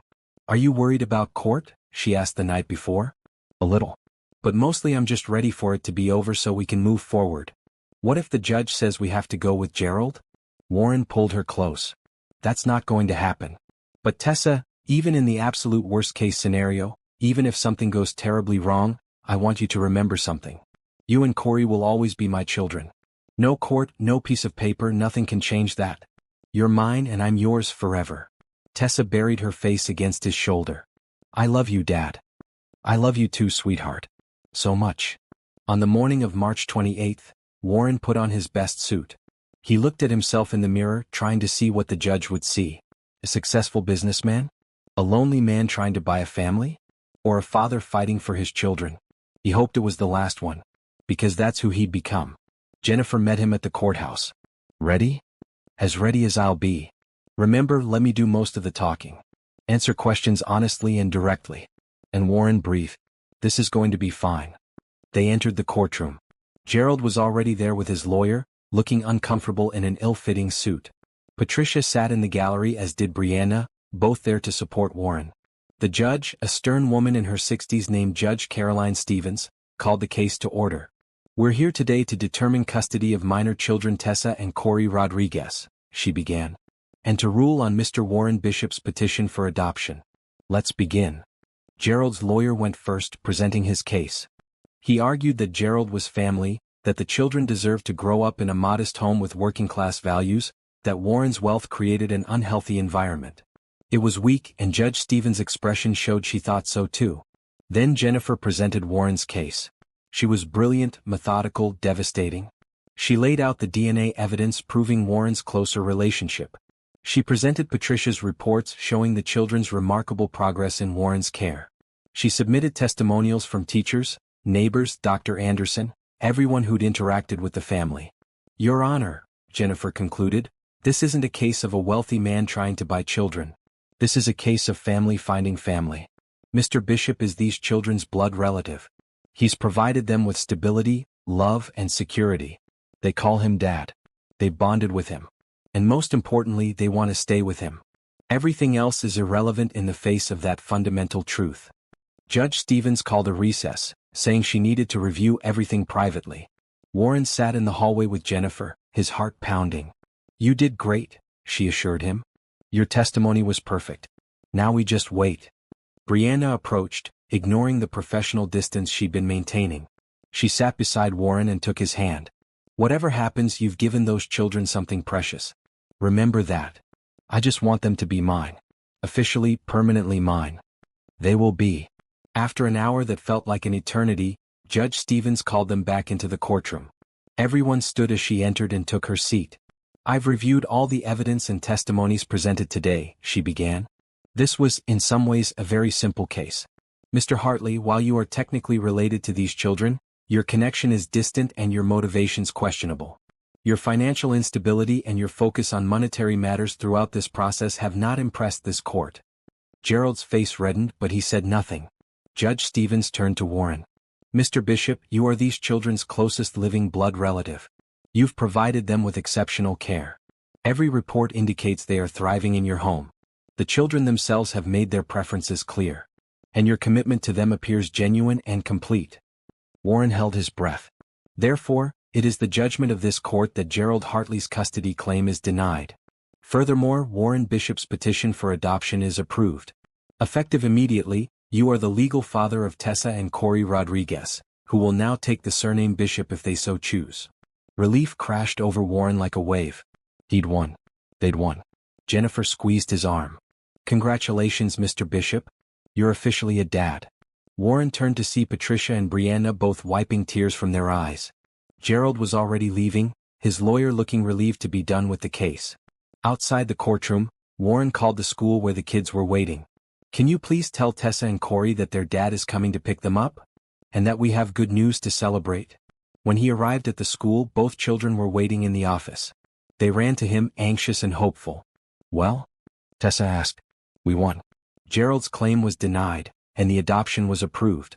You're officially Tessa and Corey Bishop now. My children. Forever. They both screamed with joy and hugged him so tightly Warren could barely breathe. The school secretary was smiling, clearly moved by the scene. Let's go home, Warren said. Our home. That evening, Warren ordered in from Tessa's favorite restaurant. He invited Patricia and Brianna to join them for a celebration dinner. They sat around his dining table, which had once hosted business meetings but now held his family, and toasted to new beginnings. To Dad, Tessa said, raising her glass of sparkling cider. To our family, Corey added. To the bravest kids I know, Warren said. And to the people who helped us get here. He looked at Brianna as he said it, and she smiled back, her eyes full of promise for the future. After dinner, after Patricia left and the kids went to bed, Brianna stayed to help clean up. But they both knew it wasn't really about the dishes. So, Brianna said, I accept that promotion officially tomorrow. And I officially become a single dad tomorrow. Which means, in a week when you asked me out for April 2nd. I'm still asking. Brianna, would you like to have dinner with me? Just the two of us, as two people who've been waiting months to explore what this could be. Yes. Absolutely yes. This time, when they stood close, there were no ethical barriers, no professional conflicts.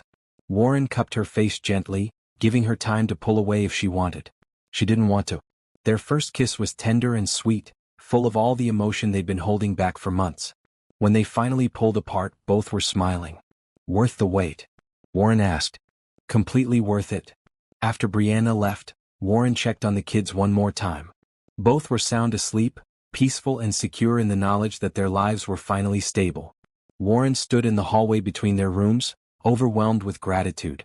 He'd been given a second chance at family, at love, at happiness. And he wasn't going to take a single moment of it for granted.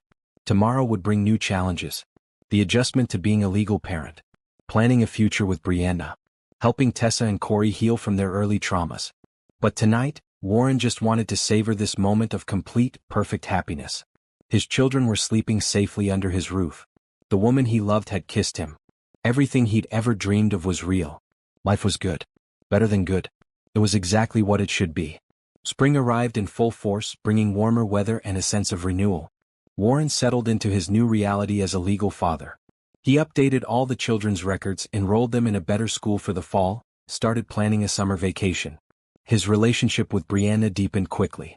Their first official date led to a second, then a third. Soon they were seeing each other several times a week. The children adored her, already asking when she was going to officially join their family. Not yet, Warren told them. Let's take things one step at a time. But privately he was already thinking about the future. About marriage, about Brianna becoming the children's mother, about building something permanent and beautiful. Everything seemed perfect. Too perfect. Warren should have known something would go wrong. It started with a phone call in early April. Warren was at work in his first full day back at the office since the adoption finalized, when his assistant buzzed him. "Mr. Bishop, there's a man here to see you. He doesn't have an appointment, but he says it's urgent regarding Tessa and Corey." Warren's blood ran cold. "Send him in." The man who entered was younger than Warren expected, maybe 40, with sharp features and an expensive suit. He introduced himself as Lawrence Hartley, Gerald's younger brother. "I'm sorry to show up unannounced," Lawrence said, though he didn't sound sorry at all. "But we need to talk about my nephews." "Nephew and niece," Warren corrected. "And legally they're my children now. The court was very clear about that." "Yes, well, that's what I want to discuss." Lawrence settled into a chair without being invited. "My brother made some mistakes during the custody hearing. He presented himself poorly. But the fact remains that we are the children's family. I'm also their family. More closely related than Gerald, as the DNA tests proved." "True. But Mr. Bishop, I'm here to offer you a deal. My brother is willing to drop any future claims to the children, completely and permanently, if you're willing to compensate our family for our loss." Warren stared at him. "You want me to pay you to not fight for custody of children you've never even met? It's not uncommon in custody situations. Think of it as settling out of court, avoiding future legal battles. The children have presumably come into some inheritance from their grandmother, and my family has expenses related to her final medical bills and funeral costs. We're simply asking for what's owed to us." "How much?" $50,000. Warren's hands clenched into fists under his desk. This was extortion, pure and simple. But he forced himself to stay calm. "And if I refuse?" Lawrence's expression hardened. "Then my brother will continue to file appeals, custody challenges, and legal motions for years. We can make your life very difficult, Mr. Bishop. Court battles are expensive and stressful, especially for children. Wouldn't it be easier to just settle this now? Get out of my office." "Mr. Bishop, be reasonable. Get out before I have security remove you. And tell your brother that if he files a single appeal, I'll bury him in legal fees. I have unlimited resources. He doesn't. If he wants a war, I'll give him one he can't win." Lawrence stood, his face flushed. "You'll regret this. The only thing I regret is wasting time talking to you. Leave now." After Lawrence left, Warren immediately called Jennifer Wu. She listened to his account of the meeting, her anger building. "That's attempted extortion. I'll file a complaint with the court. This will actually strengthen your case if they try anything." "Can they really keep fighting?" "The judge ruled in my favor. They can try to appeal, but they won't succeed. Warren, this is a desperate move from desperate people. They're hoping you'll pay them to go away because it's easier. Don't give in." "I won't." But Warren was shaken. He'd thought this was over. He'd thought his family was secure. Now he realized there were people out there who would never stop trying to use the children for their own gain. That evening, Warren told Brianna what had happened. She was furious. "They're threatening to traumatize these kids with ongoing legal battles just to get money? That's disgusting. Jennifer says they won't succeed in any appeals. But still, the idea that someone would do this." Brianna took his hands. "Warren, you did the right thing refusing them. Giving in to extortion just encourages more of it. The children are safe. The law is on your side. Don't let these people scare you." "I'm not scared for me. I'm scared for Tessa and Corey. What if they find out about this? What if they realize there are people trying to take them away? Then we'll deal with it together.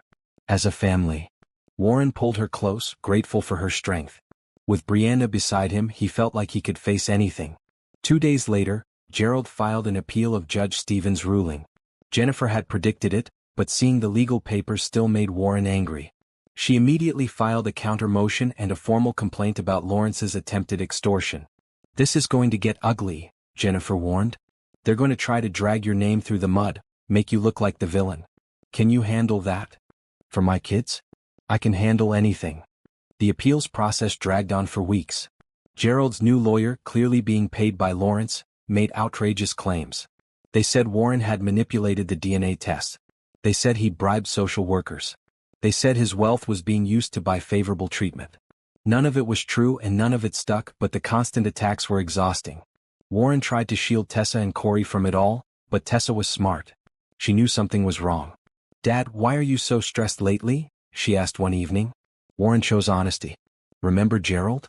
He's trying to challenge the adoption ruling. But it's not going to work. The law is on our side. Is he going to take us away? No, sweetheart. Never. I promise you that. But that night, Warren heard Corey crying in his room. He went in to find the little boy having a nightmare about being taken away from home. Warren held him until he calmed down. You're safe, buddy. I'm not going to let anyone take you anywhere you don't want to go. Promise?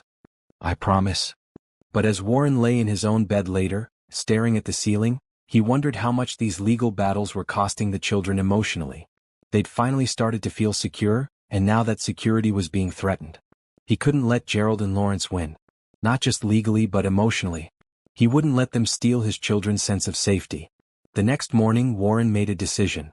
He called a meeting with Jennifer, Brianna, Patricia, and even Judge Stevens' office to request an emergency hearing. I want to present evidence of attempted extortion, harassment, and the emotional harm being caused to the children by these frivolous appeals, Warren told Jennifer. Can we get that expedited? We can try. Judge Stevens agreed to an emergency hearing. When they reconvened in her courtroom, Warren presented documentation of Lawrence's visit, recorded phone calls from Gerald making threats, and statements from the children's therapist about the increased anxiety they were experiencing. Gerald and Lawrence's lawyer tried to downplay it all, but Judge Stevens was not amused. Gentlemen, she said coldly, I made my ruling clear months ago. These continued appeals are frivolous and harmful to the children in question.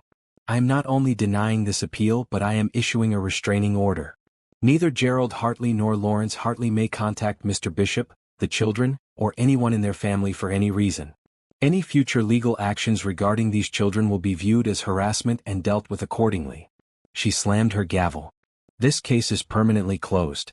Get out of my courtroom. Warren felt relief wash over him. It was really over now.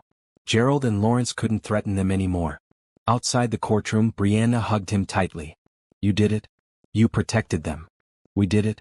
I couldn't have gotten through this without you. That's what family does. We protect each other. Warren realized she was right. They were a family now. Not just him and the kids but Brianna too.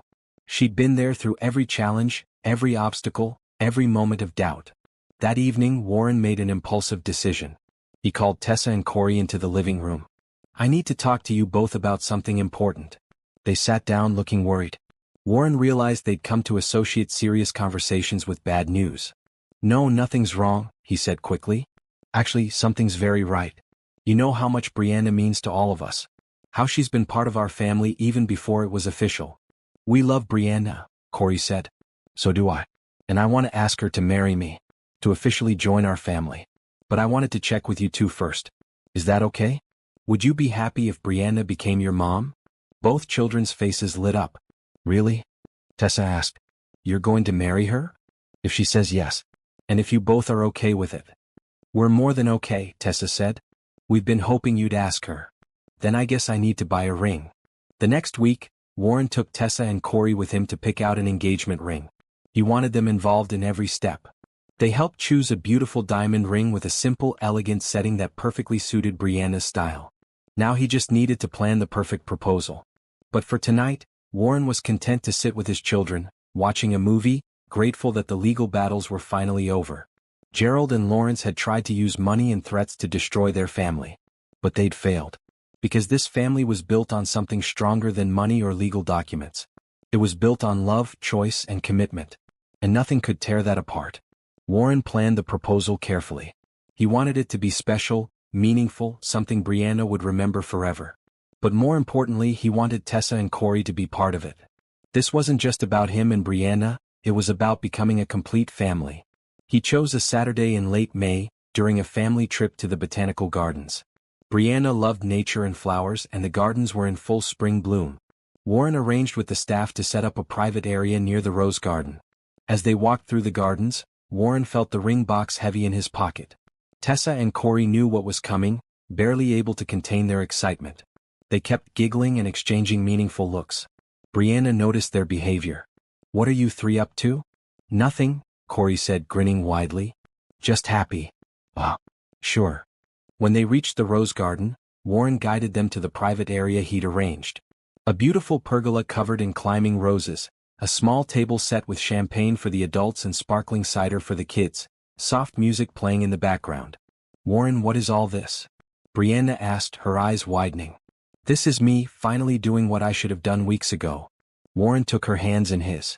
Brianna, you walked into my life at exactly the moment I needed you. You helped me become a father. You fought for my children when they needed an advocate. You've been patient and strong and absolutely incredible through everything. Tears were already forming in Brianna's eyes. Warren, I love you. Not just for what you've done for me and the kids, but for who you are. Your compassion, your strength, your beautiful heart. I want to spend the rest of my life with you. I want to wake up next to you every morning and fall asleep beside you every night. I want to build a life together, raise these amazing kids together, grow old together. Warren knelt down, pulling out the ring box. Behind him, Tessa and Corey were bouncing with excitement. Brianna Mitchell, will you marry me? Will you be my wife and the mother to Tessa and Corey? Will you make our family complete?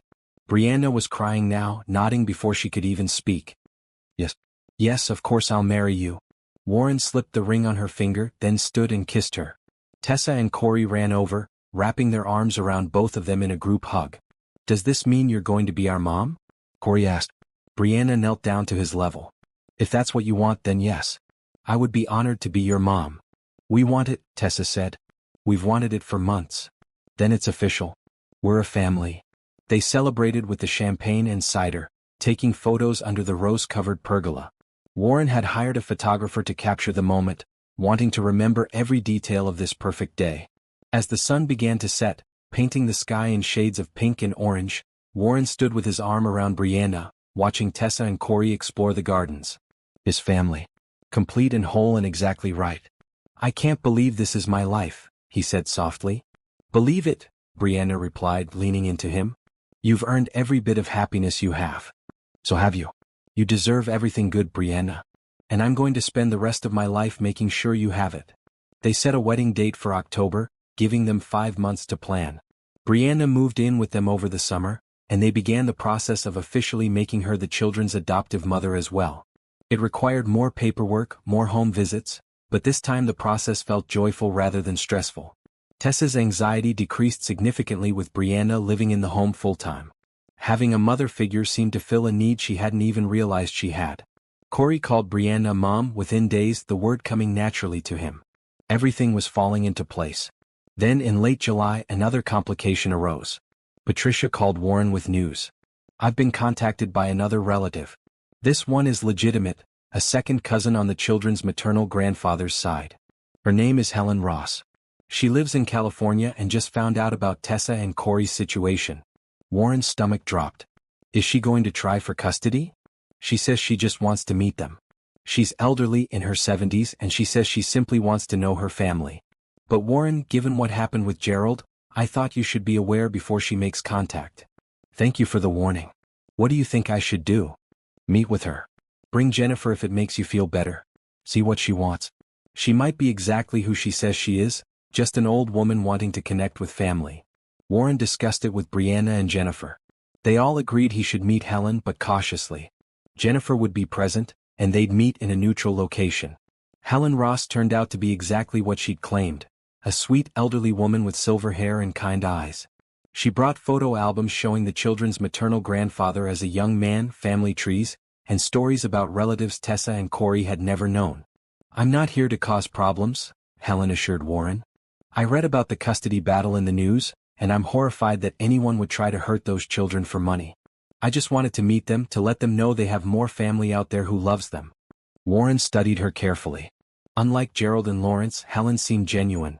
Her concern was for the children, not for herself. Would you like to meet them? Warren asked. Under supervised conditions, of course. I would love that. Thank you.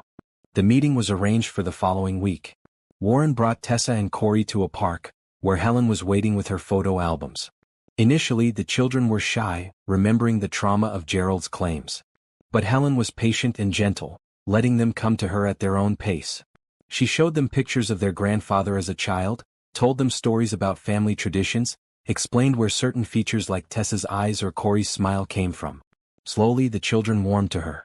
You have his nose, Helen told Corey, pointing to a picture of his grandfather. And your grandmother's laugh. Really? Corey studied the old photograph. Really? You come from good people, both of you. People who loved each other and loved their families. By the end of the visit, Tessa was hugging Helen and asking if they could see her again. Warren felt his guard lowering. This woman was the real deal, someone who genuinely cared about the children's well-being. Over the next few months, Helen became a regular part of their lives. She visited once a month, always bringing stories or photos or small gifts. She attended Tessa's school play and Corey's soccer game. She sent cards on their birthdays and holidays. She was, in short, exactly the kind of family Tessa and Corey deserved. The kind that showed up because they cared, not because they wanted something. At one of her visits, Helen pulled Warren aside. "I want to thank you for taking such good care of them. Their grandmother would be so grateful to know they ended up with you. I'm grateful too. They've given me more than I ever could have given them." "Family works that way," Helen said wisely. "We save each other." As autumn approached and the wedding drew near, Warren reflected on how far they'd all come. From that terrified little girl in an alley begging him not to hurt them to this. A real family with bonds stronger than blood. Gerald and Lawrence had tried to destroy what they were building, but they'd failed. Because real family isn't about biology or money or legal documents. It's about showing up. It's about choosing each other every single day. Warren had chosen Tessa and Corey that snowy Christmas Eve. And every day since he'd made that same choice. To be present, to be committed, to be their father in every way that mattered. Now, with Brianna joining them officially and Helen providing connection to their past, their family was complete. Not perfect because no family ever is. But whole. Real.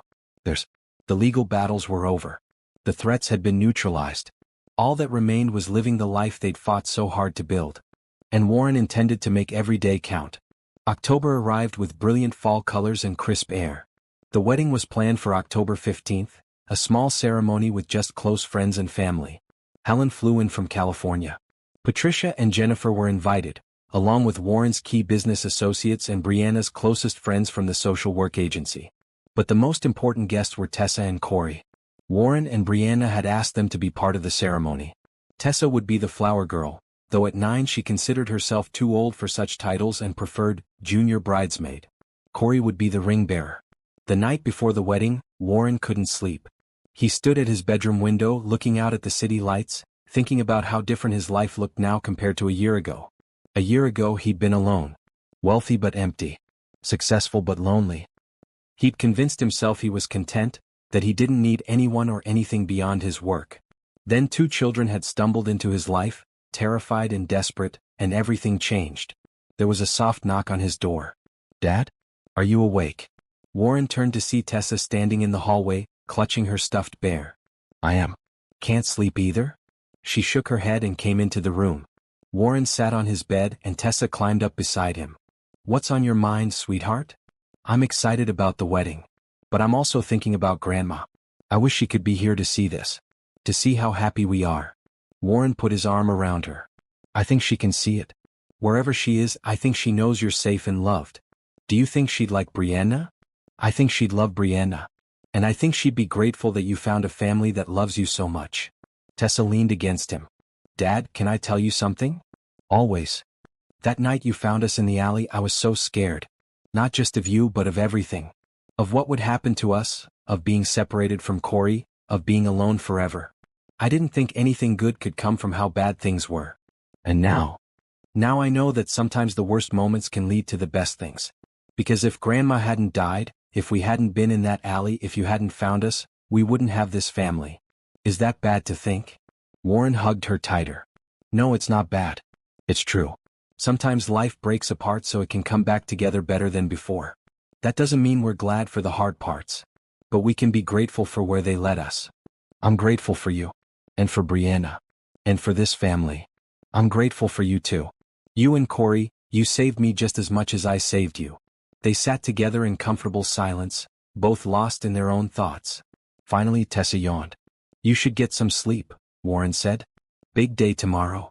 Will you tuck me in?" "Of course." Warren walked her back to her room and tucked the blankets around her.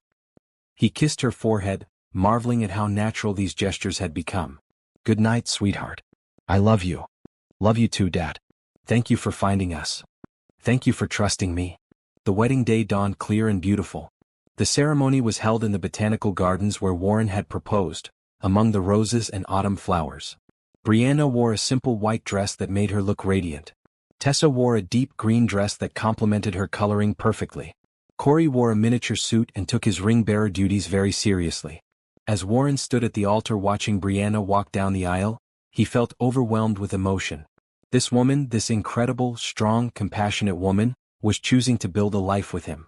Choosing to be a mother to his children. Choosing their family. The ceremony was simple and heartfelt. When it came time for vows, Warren spoke from his heart. Brianna, you walked into my life when I most needed you, though I didn't know it at the time. You showed me what it means to truly care for others, to fight for what's right, to open your heart even when it's scary. You've made me a better man and a better father. I promise to spend the rest of my life being worthy of your love. I promise to support your dreams, to be your partner in everything, and to love you more each day than the day before. Brianna's vows were equally moving. Warren, when I met you, I saw a man who had everything but felt he had nothing. And I watched as 2 children unlocked your heart and showed you what truly matters. You've become the father Tessa and Corey needed and the partner I've been waiting for.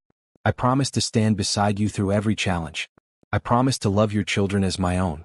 I promise to build this family with you, one day at a time, with patience and hope and endless love.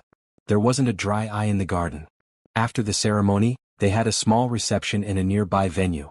Tessa and Corey gave a toast that had everyone laughing and crying simultaneously. When we first met Dad, Tessa began, reading from a prepared speech, we were scared and cold and didn't know if anyone would help us. But Dad saw us when other people walked by. He stopped when he could have kept going. He opened his heart when it would have been easier to stay closed. And now we have a real family with a dad and a mom who love us and each other. Corey took over. Mom Brianna fought for us before she even loved us. She made sure we stayed safe and got the family we needed. Now she's officially our mom and that's the best thing ever. We love you both so much. Warren and Brianna hugged both children as the guests applauded. Helen was wiping tears from her eyes. Patricia and Jennifer looked proud. Everyone present understood they were witnessing something special. The reception continued with dinner, dancing, and celebration. Warren danced with Brianna, then with Tessa, then with Helen. Corey showed off his dance moves, making everyone laugh. It was perfect, exactly what Warren had hoped for. As the evening wound down, Warren found himself standing with Brianna, watching Tessa and Corey play with some of the other children at the reception. Mrs. Bishop, Warren said, testing out the name. How does it feel? Perfect. Everything feels perfect. We did it. We built a family. We did. They stood together, 2 people who'd found each other through the most unlikely circumstances, now bound together by love and commitment and a shared determination to give 2 children the life they deserved. After the reception, they all went home to the penthouse that was now officially their family home. Warren and Brianna had decided not to take a honeymoon trip right away. They wanted to stay home, to settle into their new family dynamics, to savor these first days as a complete family. That night, after Tessa and Corey were asleep, Warren and Brianna sat on their balcony, looking out at the city. Do you ever think about that night? Brianna asked. Christmas Eve when you found them? All the time. I think about what would have happened if I'd taken a different route home. If I'd been too focused on my phone to hear them crying. If I'd decided their problems weren't my business. But you didn't. You stopped. You helped. You changed 3 lives that night, including your own. Warren turned to face her. 4 lives. Because without Tessa and Corey, I never would have met you. True. We have them to thank for bringing us together. I have them to thank for everything. They taught me how to love, how to be vulnerable, how to open my heart to possibilities I'd given up on. They made me believe in family again. Brianna took his hand. And now we get to give them the childhood they deserve. Stability, love, opportunities. Everything their grandmother wanted for them but couldn't provide alone. We're going to give them the world. We already have. They sat in comfortable silence, both thinking about the journey that had brought them here. From a snowy alley to a wedding celebration. From fear and loneliness to love and belonging. From broken pieces to a whole beautiful family. Inside, Tessa and Corey slept soundly, their nightmares finally banished by the security of knowing they were home. Really home, with parents who loved them and would never let them go. Warren thought about his own childhood, his time in foster care, his years of isolation. All of it had led him to that alley on Christmas Eve. All of it had prepared him to be exactly what Tessa and Corey needed. Maybe that's how healing works, Warren thought. You survive your own pain so you can help someone else survive theirs. You carry your scars so when you meet others who are broken, you know exactly how to help them heal. His children were healing. He was healing. They were all healing together, building something new and strong from the fragments of their pasts. "What are you thinking about?" Brianna asked. "Miracles. How sometimes they look like tragedy at first. How the worst night of Tessa and Corey's lives led to the best thing that ever happened to all of us. It was a miracle. All of it. You finding them trusting you, us falling in love. Against all odds we became a family." Warren pulled her close. "I'm going to make sure they never doubt their place in this family. I'm going to show up every single day and prove that they're loved and wanted and safe. We both will. That's what parents do." As they went inside and prepared for bed, Warren checked on the children one more time. He stood in each of their doorways watching them sleep, making silent promises. To always protect them. To always support them. To always be the father they deserved. And more than that, to show them every day that family isn't just about blood or legal papers. It's about choice. It's about commitment. It's about loving someone so much that their happiness becomes more important than your own. That's what Warren had learned from a little girl who'd begged him not to hurt them. That's what he would teach his children as they grew. That love is a choice you make every single day, and the right choice is always to show up, to care, to fight for the people who matter. 1 year later, on Christmas Eve, Warren and Brianna sat in their living room with Tessa and Corey. The tree was decorated just as haphazardly as that first one Warren and the kids had done together, but it was beautiful in its imperfection.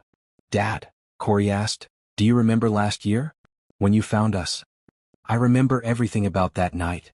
I was so cold," Corey said, "and so scared. I thought nobody was ever going to help us. But Dad did help us," Tessa added. "He saved us." Warren shook his head. "You know what?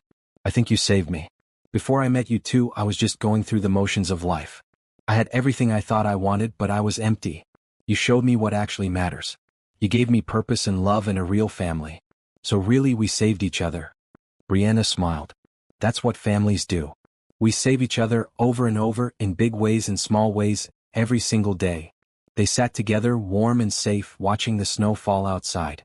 It was just like that night a year ago, but everything was different now. Then the snow had been dangerous, frightening. Now it was beautiful, peaceful. Because they weren't alone anymore. None of them were. They had each other, and that made all the difference. Tessa leaned against Warren's shoulder. "Dad, do you think other people get miracles like we did?" "I think miracles happen every day. Sometimes they're big and obvious. Sometimes they're small and quiet. But they're always there if we look for them." "What was our miracle?" Corey asked. Warren looked around at his family, at Brianna sitting beside him, at Tessa and Corey snuggled close. At the life they'd built together from the wreckage of their separate pasts. "Our miracle," he said, "was finding each other. And choosing every day to be a family." And that, Warren knew, was the truth. Against all odds, through all the challenges and obstacles and threats, they'd built something real and lasting.